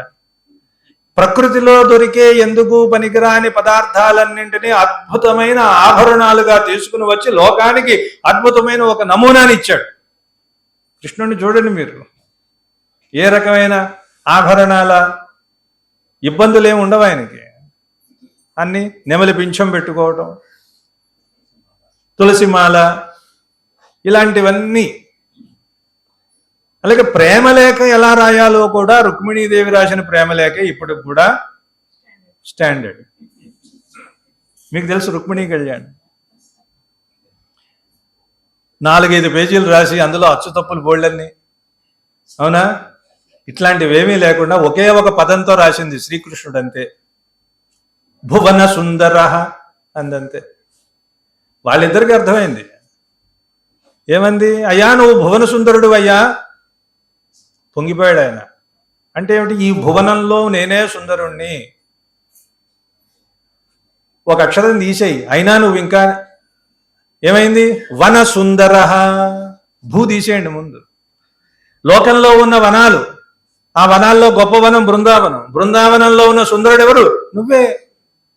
ఎలా రాయగలరు ఎవరైనా? ఒక అక్షరం తీసేసినా అర్థం వచ్చేలాగా. సరే, వా కూడా తీసేయండి అన్న. ఏమైంది? నసుందర. నసుందర అంటే ఈ లోకంలో ఎవరికంటే అయితే సుందరుడు ఇంకొకడు లేడో అతన్ని మనం నసుందర అని బహువ్రీహి సమాసం చేసి చెప్పొచ్చు అన్నమాట. నసుందర. నా కూడా తీసేయండి. సుందర, నువ్వేనయ్యా సుందరుడివి, ఇంకా సుందర శబ్దంతో ఇంకొకళ్ళని ఎవరిని చెప్పడానికి వీల్లేదు. సు కూడా తీసేయండి, ఎందుకు వచ్చిందండి.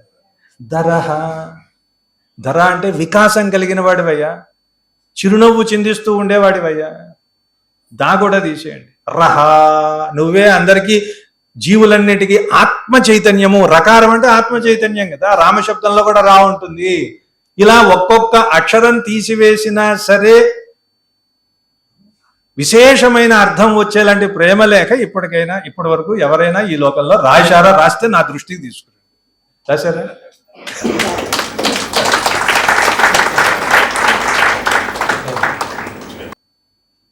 అలాంటి శ్రీకృష్ణుణ్ణి మొట్టమొదటి ఈయన పట్టేసుకున్నాడు.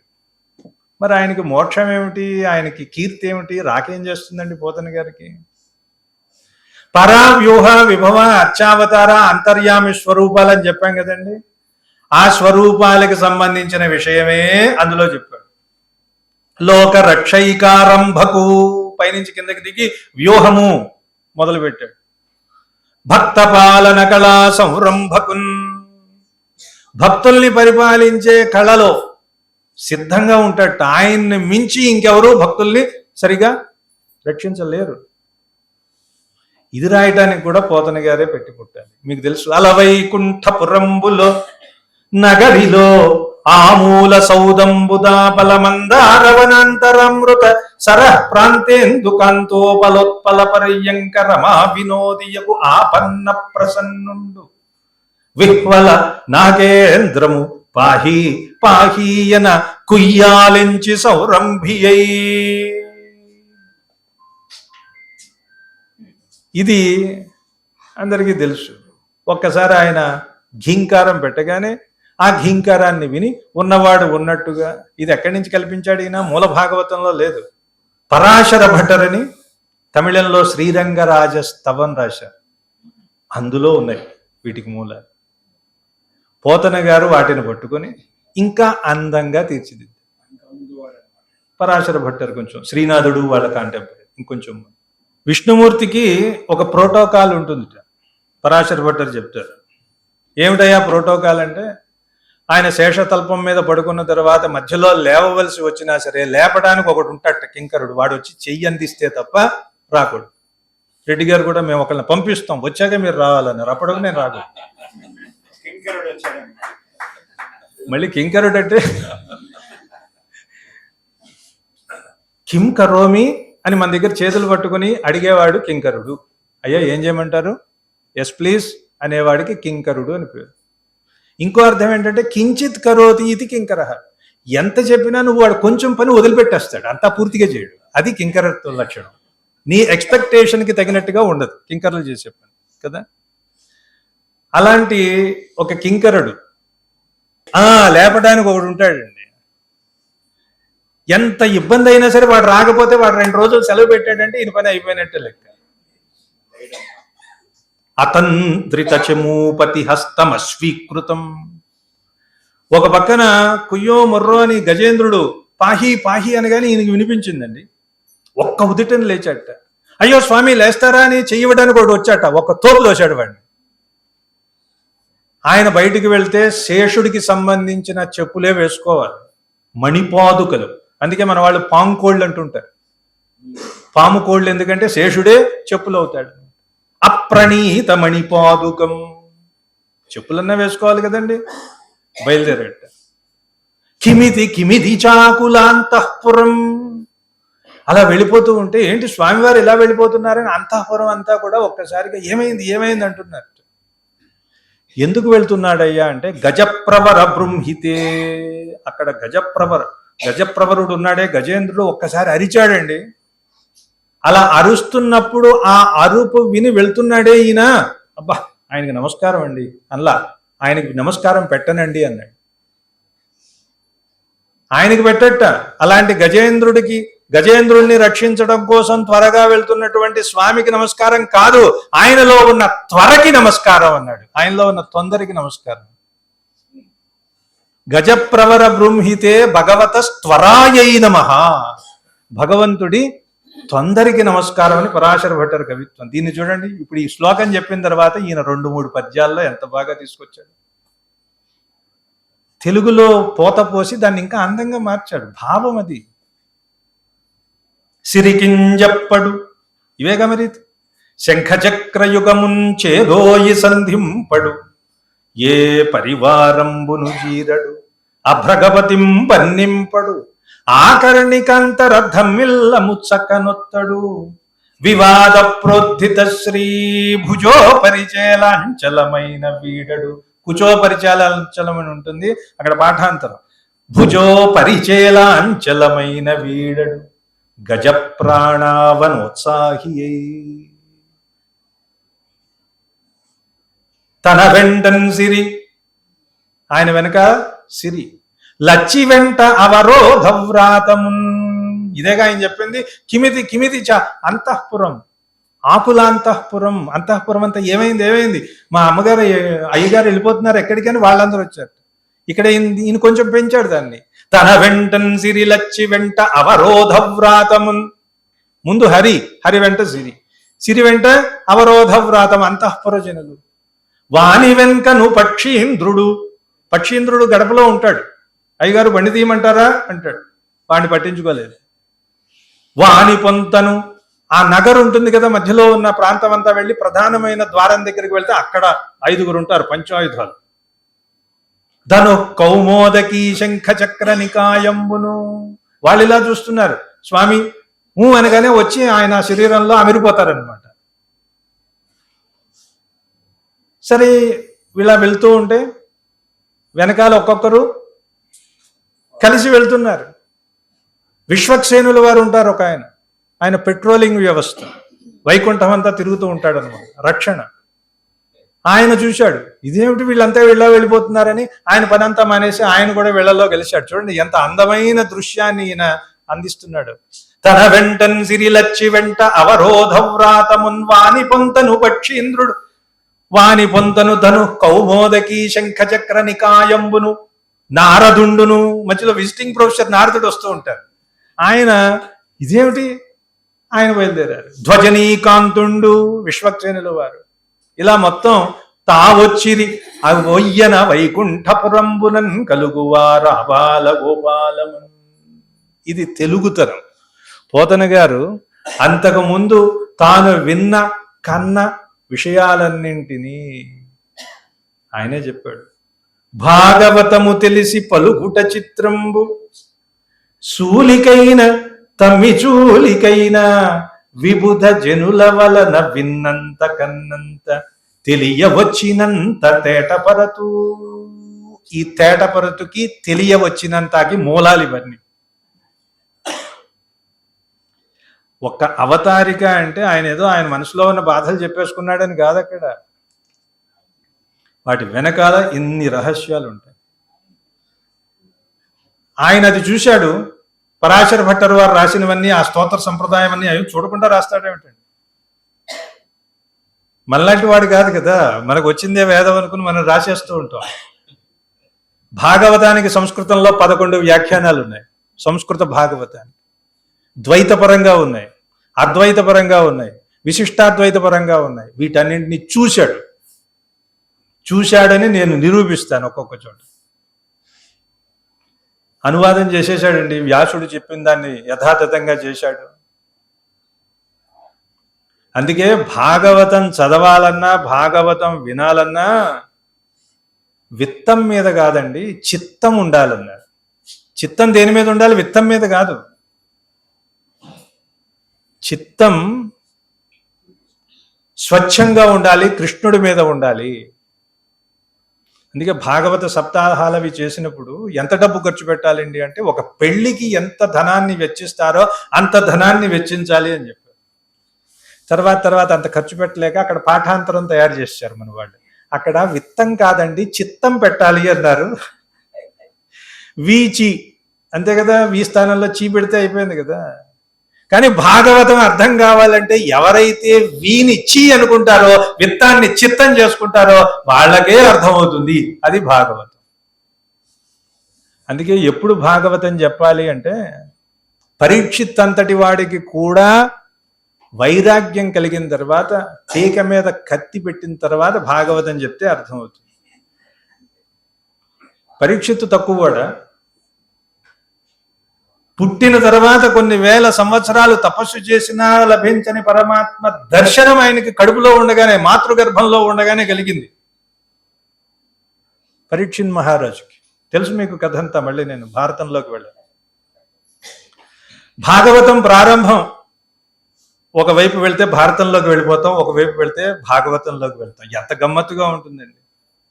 భాగవతం మొదలే ప్రశ్నలతో ఉంటుంది, భాగవతం మొదలే సమస్యతో ఉంటుంది. ఈనాటి జీవితానికి భాగవతం ఎంత అన్వయం పదిగినది. సమస్య సమస్య సమస్య అంటారు కదా, పరిష్కారం పుట్టిన తర్వాతే సమస్య వస్తుంది. లెక్కల్లో ముందు సమాధానం పెట్టుకున్న తర్వాత లెక్క చేయడం లాంటిది అనమాట. భగవంతుడు ఎప్పుడు ముందు పరిష్కారం పెట్టిన తర్వాత, సుఖమహర్షిని పుట్టించిన తర్వాత పరీక్షిత్తుకి సమస్య పెట్టాడు. అంటే ముందే అక్కడ తయారైంది. నువ్వేం చేస్తున్నావు? అది తెలియక తలపట్టుకు కూర్చుంటుంది. మరి పరీక్షిత్తు సామాన్యమైన వాడా? మీరు అడగొచ్చు. మరి అంత గొప్పవాడు అన్నారండి. కలిపురుషుణ్ణి శాసించి నువ్వు నా రాజ్యంలోకి రావడానికి వీర్లేదు అన్న గొప్ప చక్రవర్తి, ధర్మరాజు తర్వాత అత్యద్భుతంగా భారతాన్ని పరిపాలించిన మహానుభావుడు ఇంత చిన్న పని, తనకి నీళ్ళు ఇవ్వలేదని, సమాధానం చెప్పలేదని, ఈగో అంటారు కదా, అదే కదా అక్కడికి వచ్చింది ఆయనకి. నేను రాజుని వచ్చి పలకరిస్తే నువ్వు పలకవా అని అక్కడ ఒక మృత సర్పం పడి ఉంటే ఆ శమీక మహర్షి మెడలో వేసి వెళ్ళిపోవటం, ఇది ఎలా సమర్థిస్తారు మీరు? మరి మీరే చెప్తున్నారు అంత గొప్పవాడని. సాక్షాత్తు భగవద్ దర్శనం అయిన వాడు ఎంత శాంతంగా ఉండాలండి? ఆ చిన్న విషయాన్ని కంట్రోల్ చేసుకోలేకపోయాడా? మనం ఎంత గొప్పవాళ్ళమైనా మన చుట్టూ ఉన్నటువంటి వాళ్ళ ప్రభావం మన మీద ఉంటుంది. ఉంటుందా ఉండదా?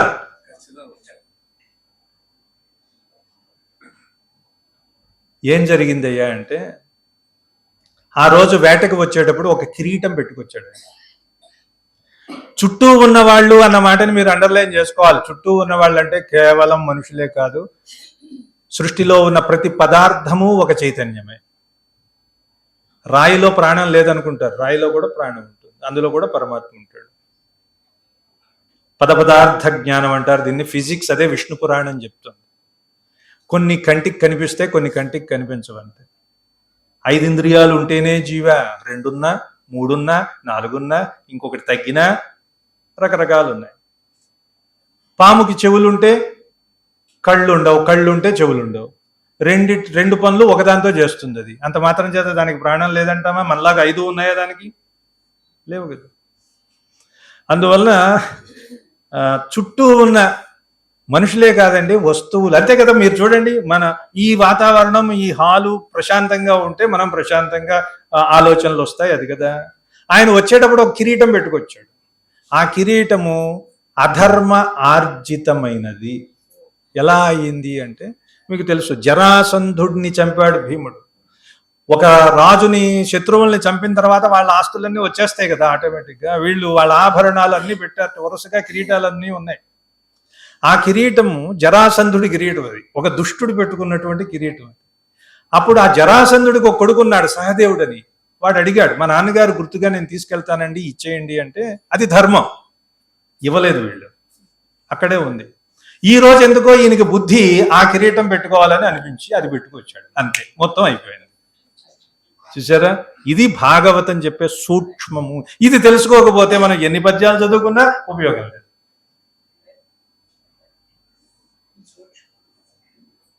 అంతటి వాడికి కూడా అలాంటి బుద్ధి పుట్టడానికి కారణం మన చుట్టూ ఉన్నటువంటి ప్రభావాలు. అందుకని మనం ఎలా ఉండాలి? స్వచ్ఛంగా ఉండాలి, శుద్ధంగా ఉండాలి, శుభ్రంగా ఉండాలి. ఈ విషయాన్ని ఎవరు చెప్తున్నాడు? స్వచ్ఛంగా ఉన్నవాడు, శుభ్రంగా ఉన్నవాడు, శుద్ధంగా ఉన్నవాడు సుఖ మహర్షి చెప్పాడు. కాబట్టి ఇది భాగవత పరమార్థం. శుభ్రం కరోతి, శుద్ధం కరోతి, స్వచ్ఛం కరోతి. అదే భాగవతం. భాగవతం అంటే పురాణమా? పురాణ తిలకం. పురాణి అంతఃకరణాన్ని ఆనయతి జీవయతి ఇది పురాణం. పురములు అంటే మన మనసులు, మన అంతఃకరణాలని ఉజ్జీవింపచేసి చైతన్యపరిచి ఆనందాన్ని కలిగించి బతికించేలాగా చేస్తుంది కాబట్టి పురాణం. మిగిలిన పురాణాలన్నీ ఒక లెక్క, భాగవతం పురాణం ఒక లెక్క. అందుకే దీన్ని పురాణ తిలకం అన్నారు.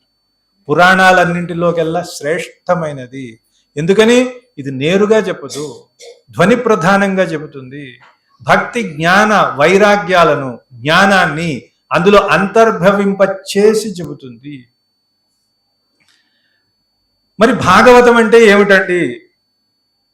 వేద ఉపబృంహణము, వేదాలలో ఉన్నదే పెంచి చెప్పటం, బ్రహ్మసూత్రాలలో ఉన్న విషయాన్ని విపులీకరించి చెప్పటం, గాయత్రి మంత్రానికి భాష్యం రూపంలో చెబితే అది భాగవతం. అలాగే వృత్రాసుర వధ ఘట్టం ఉండాలి, ఉంటేనే భాగవతం. మనం పేరుకి వ్యవహరిస్తున్న దేవి భాగవతం అని, దేవి భాగవతాన్ని భాగవతం అనడానికి లేదని శాస్త్రం చెప్తుంది. ఎందుకంటే భాగవతం అంటే ఇవి ఉండాలి. గాయత్రి మంత్రానికి భాష్యం ఉండాలి, బ్రహ్మసూత్రాలకి అర్థం ఉండాలి. అందుకే చూసారా, మొట్టమొదట జన్మాద్యస్యయతో అని బ్రహ్మసూత్రం, మొట్టమొదట అధాతో బ్రహ్మ జిజ్ఞాస అని మొదటి సూత్రం, రెండోది జన్మాద్యస్యయతః అని రెండో సూత్రం. ఆ సూత్రంతోనే భాగవతంలో రెండో శ్లోకం ప్రారంభమవుతుంది. సచ్చిదానంద రూపాయ విశ్వోత్పత్యాది హేతవే తాపత్రయ వినాశాయ శ్రీకృష్ణాయ వయం నుమః. తాపత్రయాన్ని పోగొట్టేదండి భాగవతం అన్నారు. తాపత్రయాన్ని ఎలా పోగొడుతుంది? తాపం ఎందుకు వస్తుందండి అన్నారు. పాపం చేస్తే వస్తుంది. పాపం చేస్తే వస్తుంది కాబట్టి తాపము. మరి తాపాన్ని పోగొడితే పాపం కూడా పోతుంది. గమ్మత్తు ఏమిటంటే, గజేంద్ర మోక్షణం ప్రస్తావన తెచ్చారు కాబట్టి పిలిచింది గజేంద్రుడు, హుటాహుటిన వచ్చిందేమో విష్ణుమూర్తి, మోక్షం ఇచ్చింది మొసలికి. ఇదెక్కడ న్యాయం అండి? ఆలోచించామా మనం ఎప్పుడైనా? మోక్షం మొసలికి ఇస్తాడా? అదే మనమైతే నేను పిలిస్తే, ఇప్పుడు నన్ను ఇక్కడికి పిలిచారండి, నన్ను ఇక్కడ మాట్లాడినివ్వకుండా ఇంకొకళ్ళు ఏదో ఉపన్యాసం పెట్టుకుంటే మీరేమంటారు చెప్పండి? జరిగింది అదేగా. ఇంకొకటి, అసలు గజేంద్రుడు చేసింది కరెక్టేనా? గజేంద్రుడు తనంతట తాను మొసలి ఇంటికి వెళ్ళి ఆ ఇంటిని ధ్వంసం చేసి, ఇప్పుడు మన ఇంటికి ఎవడైనా వచ్చి మన ఇంట్లో సామాన్లు పగలగొట్టేసి బయటికి వెళ్ళిపోయి పోలీస్ స్టేషన్లో మన మీద కంప్లైంట్ ఇస్తే ఎలా ఉంటుంది? మన సినిమాల్లో చూస్తూ ఉంటాం. అదేగా జరిగింది అక్కడ. గజేంద్రుడేమో మొసలి ఇంటికి వెళ్ళి, మొసలి ఏమైనా తప్పు చేసిందా? తన మానాన్ని తన సరస్సులో ఉంటుంది. గజేంద్రుడు వెళ్ళాడు, దాని సరస్సుని మొత్తం ధ్వంసం చేసేసి మళ్ళీ ఏమీ తెలియనట్టు కుయ్యో మర్రో పాహిమాం రావే ఈశ్వర కావవే వరద అంటే ఈ పెద్ద మనిషి ఈ హుటాహుటిలా వచ్చి, ఏమిటండి ఇదంతా న్యాయమేనా? మనకేమైనా అర్థమవుతోందా? ఇదే భాగవతం మనకి చెప్పే. న్యాయశాస్త్రంలో ఎక్కడైనా దీన్ని మనం గెలవగలమా? కోర్టుకి వెళ్తే పైకి అన్ని ప్రశ్నల్లాగా ఉంటాయి. ఆ ప్రశ్నల వెనకాల ఉండే అంతరార్థమే భాగవతం. దేవాలయానికి వెళ్తాం, దేవుణ్ణి మీరు ఆశ్రయించాలంటే ఏం చేయాలి? అక్కడ పూజారి ఉంటాడు, ఆయన పట్టుకోవాలి మనం, అంతే కదా. అలాగే భగవంతుణ్ణి గనక ముందు మనం పొందాలి అంటే మనం నేరుగా భగవంతుడి దగ్గరికి వెళ్ళకూడదు, భక్తుడిని పట్టుకోవాలి. అందుకని మొసలి వెళ్ళి ఏనుగును పట్టుకుంది. అర్థమైందా మీకు? మొసలి ఎవరిని పట్టుకుంది? భగవదారాధన. భగవదారాధన కంటే భాగవత ఆరాధన గొప్పదని వైష్ణవ సంప్రదాయం చెప్తుంది. నువ్వు పూజ చేస్తున్నావు, అతిథి వచ్చాడు, వదిలిపెట్టాయి, పూజ లేదు ఏమీ లేదు, ఆయన కూర్చుంటాడు, ఆయనకేం పోయింది? ముందు అతిథి దేవోభవ, అభ్యాగతుల్ని నువ్వు సేవించాలి. వీడు మనల్ని తిట్టుకుంటూ ఉంటే నువ్వు అక్కడ ఎంత పూజ చేసినా ఉపయోగం లేదండి. ఆయన సర్దుకుంటాడు, ఎందుకంటే ఆయన పొంగిపోతాడు. నా భక్తుల్ని ఆశ్రయించి నా భక్తుల్ని ఆతిథ్యం ఇస్తున్నాడంటే నేను ఎంతసేపు అయినా ఉంటానయ్యా. భక్తుల కోసం పరితపించే అవతారం కింద కృష్ణావతారం. ఆశ్రిత పక్షపాతము. నావాడు అనుకుంటే కృష్ణుడు ఏమైనా చేస్తాడు. అర్జునుడు అనేవాట, బావా ఏమిటా గుర్రాలు కంపు కొడుతున్నాయి, శత్రువులు వేసే బాణాల వల్ల అవి భయపడిపోయి పృష్ఠభాగం నుంచి మల్లెలాలన్నింటినీ విసర్జిస్తుంటే వాసన వస్తుంది కానీ నీకు తెలియటం లేదా, కడుగు అన్నట్టు కృష్ణుడు. అలాగే అర్జున అని వెంటనే భయంగా, అంటే ఒక యజమాని పని చెబుతూ ఉంటే ఒక సేవకుడు భయపడుతూ ఎలా చేస్తాడో అలా చేశాడు. ఎందుకు చేశాడయ్యా అంటే ఆశ్రిత పక్షపాతము. ఆ ఒక్కొక్క అవతారానికి ఒక్కొక్క లక్షణం, ఆ లక్షణాన్ని చూపించటమే ప్రతి చోట ఉన్నది. అందువల్ల ఏం చేయాలి, ముందు ఆ గజేంద్రుడిని పట్టుకుంది మొసలి కాబట్టి ముందు దానికి మోక్షం ఇచ్చి. ఇక్కడ జరిగింది ఏమిటయ్యా అంటే లా పాయింట్స్ చెప్తున్నా మీకు. తప్పు చేశాడు, ఆత్మరక్షణ కోసం ప్రతిఘటించు, అంతేగాని వాడిని చంపాలని చూడకు. మొసలు చంపాలని చూశాను, అంతే కదా. గజేంద్రుడు చేసింది తప్పే. తప్పు చేసినప్పుడు నువ్వేం చేయాలి, ప్రతిఘటించావు, 4 తన్ని ఊరుకోబెట్టు. అలా పెట్టకుండా చివరికి చంపేంత వరకుగా మనం అంటాం చట్టాన్ని నీ చేతుల్లోకి తీసుకోకూడదు అనే డైలాగ్ ఒకటి.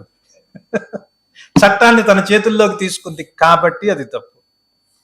అసలు ఇవన్నీ కాదండి, వేదాంతపరంగా వెళ్ళిన తర్వాత ఇవన్నీ కాదండి. ఆయనకి అనుగ్రహం ఎవరి మీద కలుగుతుందో వాళ్ళకి అసలు ఏ నియమాలు లేవండి, తీసుకొచ్చి ఏం చేయాలంటే అది చేస్తాడంటే అలా చేశాడంతే. ఇది దీనికి పర్యవసానంగా చివరిగా చెప్పే సమాధానం. అంటే వాళ్ళు ఏ జన్మల్లో ఏ కర్మలు ఎప్పుడు ఎలా చేశారో ఎవరికి తెలుసు, ఆ లెక్కలన్నీ మనకి తెలుసా? ఎంత చార్టెడ్ అకౌంటెంట్ అయితే మాత్రం ఎన్ని లెక్కలు వేయగలుగుతారు? జన్మలు వెనక్కి వెళ్ళిపోయి బ్యాలెన్స్ షీట్ చేయలేరు కదండి. ఆ బ్యాలెన్స్ షీట్, ఆ కీవర్డ్స్, ఆ పాస్వర్డ్లన్నీ ఎవరి దగ్గర ఉన్నాయి? ఆయన దగ్గర ఉన్నాయి. కాబట్టి ఆయన లెక్క వేరేగా ఉంటుంది. ఇంత ఆలోచించి మీరు బుర్రలు బద్దలు కొట్టుకోవాల్సిన అవసరం లేదు అని కూడా భాగవతం మనకి చెప్తుంది. అలాగే భాగవతం అంటే ఏముండాలన్నా వృత్రాసురవధ. ఇదేమిటండి పోయి ఆ వృత్రాసుడు ఒక రాక్షసుడు, వాడి గురించి చెప్పుకోవాలా?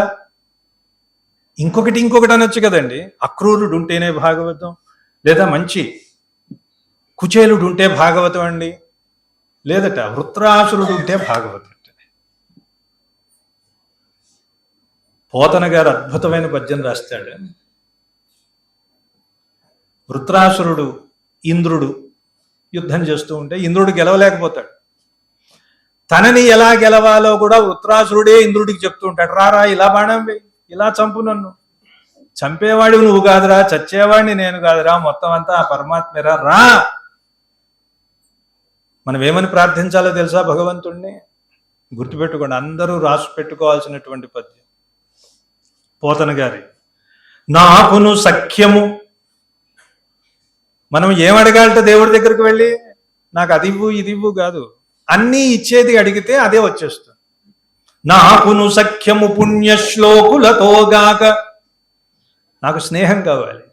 ఎవరితో కావాలి? పుణ్యశ్లోకులు, పుణ్యం చేసేవాళ్ళు, ఉత్తమమైన వాళ్ళతో నాకు సఖ్యం కావాలి. అలా కాకుండా తత్వశూన్యులు, సంసారైక విమోహలతో కాకుండా వనర్పుమయ్య కంజదలాక్ష. ఇద్దరు వ్యక్తులు గెలవగానే డబ్బాలు అంటారు. స్వీయ డబ్బా, పరడబ్బా, పరస్పర డబ్బా అని 3 డబ్బాలు ఉంటాయి. ఎవరైనా నేను ఇది కొన్నాను చూసావా, నేను కొత్త ఇల్లు కొన్నాను, లేదా కొత్త కారు కొన్నాను, ఇలా మాట్లాడేవాళ్ళు నాకు వద్దన్నాడు వృత్రాసురుడు. అంతే కదా. తత్వశూన్యులు. తత్వం అంటే ఏమిటి? పరమాత్మ గురించి తెలుసుకునేవాళ్ళు, తెలుసుకోలేని వాళ్ళు. తత్వం అంటే పరమాత్మ తత్వం, అది లేని వాళ్ళు తత్వశూన్యులు. అలా కాకుండా సంసారైక విమోహులు, సంసారంలోనే కూరుకుని పోయి ఇంకా ఇంకా ఇంకా అందులో ఉన్న వాళ్లతో నాకు వద్దు, ఇలాంటి వాళ్ళని నా దగ్గరికి రానివ్వద్దు. మరి నాకు ఎవరు కావాలి? పుణ్యశ్లోకులు కావాలి. పుణ్యం అంటే ఏమిటండి? చిన్న చిన్న పదాలే, అర్థంగా అడిగితే మనం చెప్పలేం. పుణ్యం పుచ్చింది, పాపం పండింది అంటారు. పాపం పుచ్చింది, పుణ్యం పండింది అంటారు. తెలుగు భాష ఎంత గొప్పదో చూడు. పాపం పండితే మళ్ళీ విత్తనం వస్తుంది, మళ్ళీ పుడతాడు. పుణ్యం పుచ్చింది అనుకోండి, ఇంకా అకౌంట్ బ్యాలెన్స్ ఉండదు అనమాట. పరోపకారాయ పుణ్యాయ పాపాయ పరపీడనం. ఇంకేం లేదు. ఇతరుల్ని బాధ పెట్టడమే పాపం, ఇతరులకి మేలు చేయడమే పుణ్యం. నాకు వీళ్ళు కావాలండి, పుణ్యశ్లోకులు. వీళ్ళు తప్ప నా చుట్టుపక్కలకి ఇంకొకడు రాకుండా నువ్వు చూడు. కాకుండవన రుపుమయ్య కంజదళాక్ష. అందుకని వృత్రాసురుడి వధ ఏ కావ్యంలో అయితే ఉంటుందో, మీకు ఒక మచ్చుకు చెప్పా, ఆయన ఇంకా చాలా గొప్పవాడు, అది భాగవతం. తాపత్రయాన్ని పోగొట్టేది ఆది దైవిక, ఆది భౌతిక, ఆధ్యాత్మిక అని 3 తాపాలు ఉంటాయి మనకి. 3 ప్రకృతి వల్ల వచ్చేవి, శరీరానికి వచ్చేవి, ఆత్మకి వచ్చేవి 3 తాపాలు ఉంటాయి. ఈ తాపాలని పోగొట్టేవాడు ఆ విషయం అంతా అందులో పెట్టాడు. పెట్టి ఆ మొట్టమొదటి పద్యంలోనే సంస్కృత భాగవతంలో ఉన్న వేదాంతం అంతా తెచ్చాడు. మనకి గంట పట్టింది, ఒక పద్యమే చెప్పాను మీకు. వెంటనే శివుడు వాలిన భక్తి మృక్యద అవారిత తాండవ కేళికిన్. వినుంటారు మీరు, ఒక్కొక్కరికి ఒక్కొక్క విశేషణం వేస్తాడు. వాలిన భక్తి మృక్యద నవారిత తాండవ కేళికిన్ దయాశాలికి శూలికిన్ శిఖరిజా ముఖ పద్మమయూఖమాలికిన్ బాల శశంక మౌళికి కపాలికి మన్మథ గర్వ పర్వతోన్మూలికి నారదాది ముని ముఖ్య మనస్సరసీరుహాళికిన్. శివుణ్ణి ఒక్కసారిగా అక్కడ నిలబెడతాడు. ఎక్కడ శివుడు అన్న మాట చెప్పాడు. శివుడి దగ్గర వాలిన భక్తి, ఆయనకేమో చింతించదన్. క్రియలను చూడండి పోతనగా. కృష్ణతత్వము నమస్కరిస్తానండి, అది చేస్తానంటే కుదరదు. కృష్ణతత్వాన్ని మనం చింతిస్తే తప్ప అర్థం కాదు. అందువల్ల ధ్యానం చేయాలి. నవవిధ భక్తి మార్గాలు అంటారుగా, అవన్నీ చెప్తుంటాడు మొట్టమొదటి. అంటే ఒకే అవతారికని ఎన్ని రకాలుగా చూడొచ్చు. ఇంకా కొంచెం ముందుకు వెళ్ళిన తర్వాత బ్రహ్మగారు ఆతత సేవ చేసత సమస్త చరాచర భూత సృష్టి విజ్ఞాతకు భారతీ హృదయ సౌఖ్య విధాతకు. ఇదందరూ గుర్తుపెట్టుకోవాలి. ఆయన పరమ లక్ష్యం ఏమిటంటే బ్రహ్మగారికి సరస్వతీదేవి మనసుని ఆనందంగా ఉంచుటంట. ఎందుకు ఉంచుతాడంటే ఈయన ఆనందంగా ఉంటాడు కాబట్టి, ఉండాలి కాబట్టి. భారతీ హృదయ సౌఖ్య విధాతకు వేదరాశి నిర్ణేతకు కల్మష జేతకున్ నత్రాతకు ధాతకున్ నిఖిల తాపసలోక శుభప్రదాతకున్. ధాత అన్నందుకు మొత్తం త్రాత, శుభప్రదాత శబ్దాలంకారం చూడండి. బ్రహ్మదేవుడి రూపము, ఆయన గుణగణాలు అన్ని అని నిఖిల ప్రధాన దేవతా వందనంబు చేసి వీళ్ళు ముగ్గురు ఎందుకు చేశాడండి? హరిహర జగజ్జాననార్కషడాస్య మాతృ సరస్వతి అని నన్నయ్య గారు ఆది పర్వంలో భారతం రాస్తూ తనకి ఇష్టమైన దేవతల పేర్లు ఊరికే హరి హర అజ అర్క అంటూ ఒక లిస్ట్ ఇచ్చాడు. మరి వీళ్ళందరూ నన్నయ్య గారికి శిష్యులు కదండి.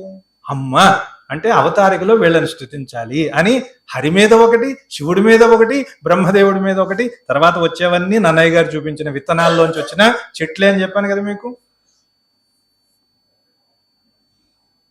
ఆదరమొప్ప మృక్కిడుదు అద్రిసుతా హృదయానురాగ సంపాదికి దోషభేదికి ప్రపన్న వినోదికి విఘ్నవల్లికాచ్ఛేదికి వినాయకుణ్ణి మంజువాదికి అశేష జగజ్జన నందవేదికిన్ మోదక ఖాదికిన్ సమధమూషక సాదికి సుప్రసాదికిన్.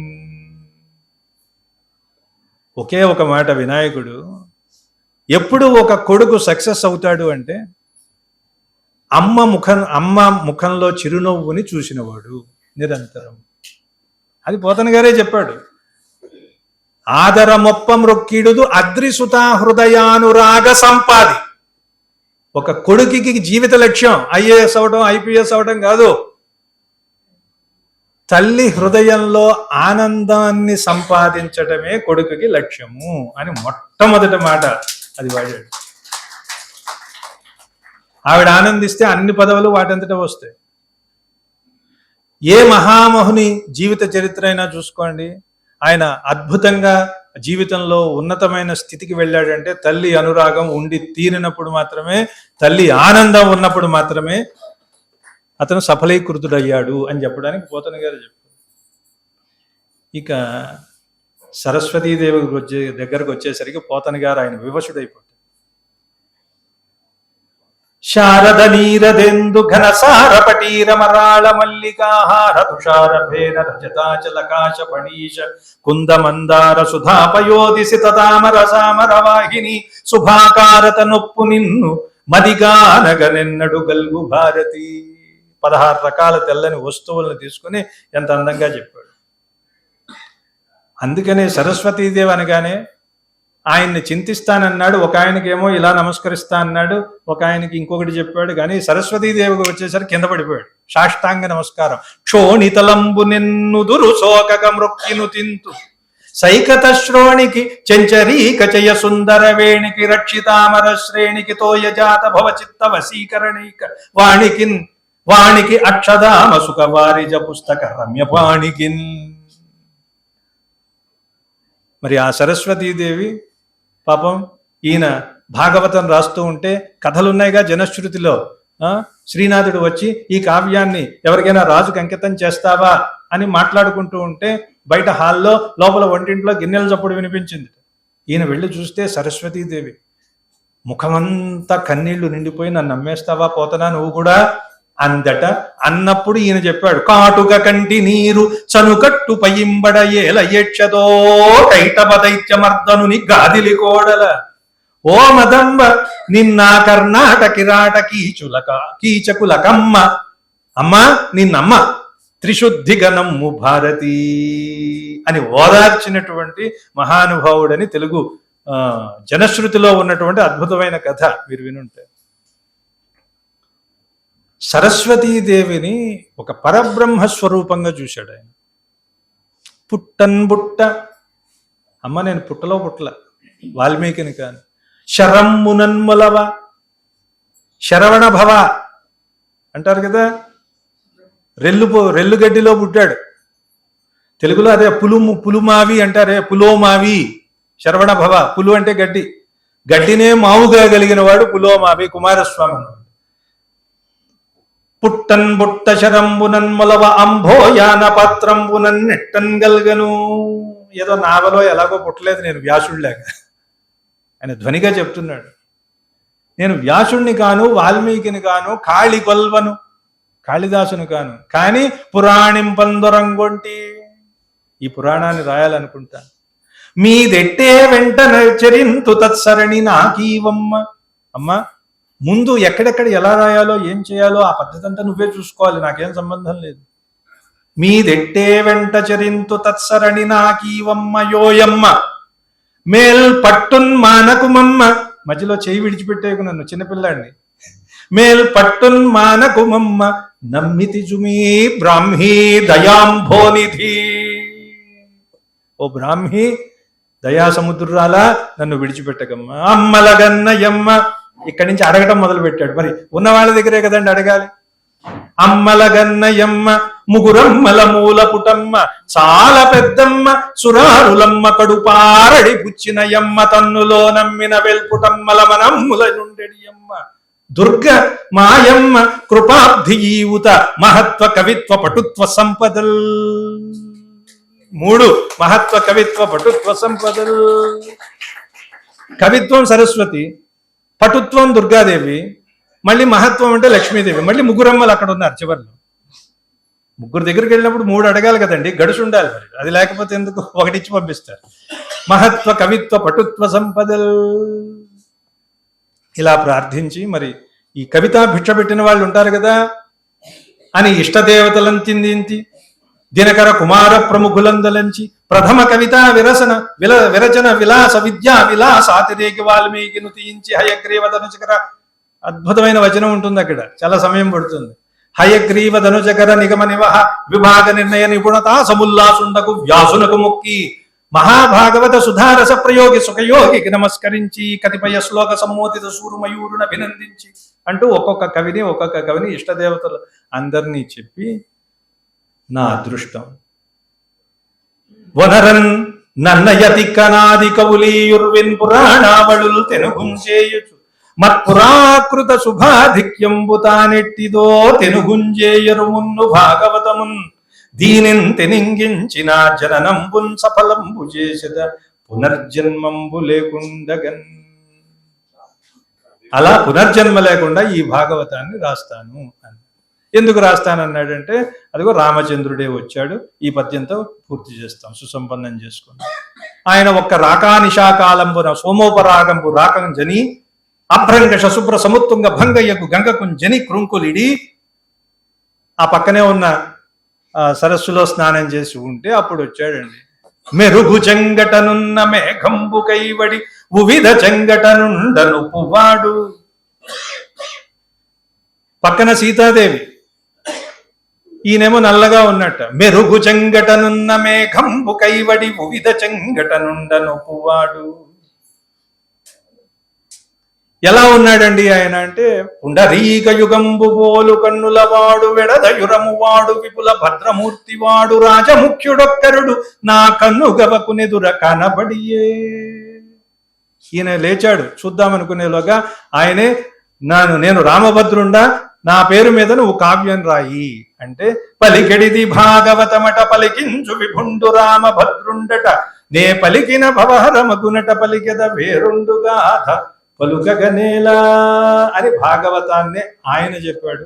మా రెడ్డి గారు కూడా మీరేం మాట్లాడతారు అంటే నేను కూడా పలికెద వేరొండుగాథ పలుకగనేలా అంటూ భాగవతాన్ని ఎంచుకుని నాకు ఆ శ్రీకృష్ణ పరమాత్మ అనుగ్రహం నా మీద కురిసి ఏవైతే మాటలు చెప్పానో అవి ముందు ఉంచే ప్రయత్నం చేశాను. ఇలాంటి అవకాశం నాకు లభించడం మత్పురాకృత శుభాధిక్యము అని మీ అందరికీ విన్నవిస్తూ స్వస్తి. శుభం. ఒక అద్భుతమైన ప్రసంగం విన్న అవకాశం కలిగింది ఈరోజు మనందరికీ. మన కరతాళ ధ్వనులతో మరొకసారి వారికి మన కృతజ్ఞతను, మన గౌరవాన్ని చాటుకుందాం. గతంలో ఎందరో సాహితీవేత్తలు మనకు భాగవతం మీద మాట్లాడారు. గజేంద్ర మోక్షం చెప్పారు, రుక్మిణీ కళ్యాణం చెప్పారు, ప్రహ్లాద చరిత్ర, వామన చరిత్ర, ఇలా ఒక కథను విన్నట్టుగా విన్నాము. ఈరోజు వేదాంత పరంగా లోతైనటువంటి అర్థంతో మనందరి ముందు వారు పోతనను ఆవిష్కరింపజేశారు. మా అందరి తరఫున మీకు మరొకసారి ప్రణామములు, ధన్యవాదాలు తెలియజేసుకుంటున్నాం సార్. ఒక కాగితం పెట్టుకోలేదు, కొన్ని పాయింట్స్ రాసుకోలేదు అంటే వారు ఎంత అభ్యాసం చేసి ఉండాలి, ఎంత సాధన చేసి ఉండాలి, వారు ఎన్ని వేల మందికి ఇంతకుముందు ఇవన్నీ చెప్పుండాలి. ఈరోజు ఆ వినే భాగ్యం మనకు కలిగింది. మనం ఒక్కసారి లేచి నిలబడి వారికి గౌరవాన్ని చాటుదామా?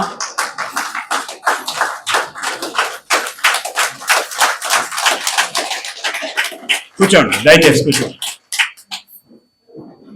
మీరు అవకాశం ఉన్నప్పుడు మళ్ళీ మరొక మంచి విషయంతో వచ్చి మళ్ళీ ఇలాగే మాకు అంటే పరాయ రాష్ట్రంలో, పరాయ భాషా రాష్ట్రంలో ఉన్న మా అందరినీ ఒక మెట్టు పైకి ఉద్ధరించాలని మళ్ళీ కోరుకుంటున్నాం సార్.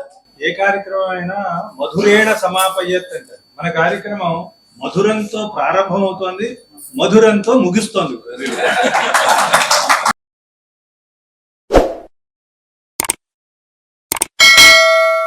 దయచేసి లైక్ చేయండి, షేర్ చేయండి మరియు సబ్స్క్రైబ్ చేయండి.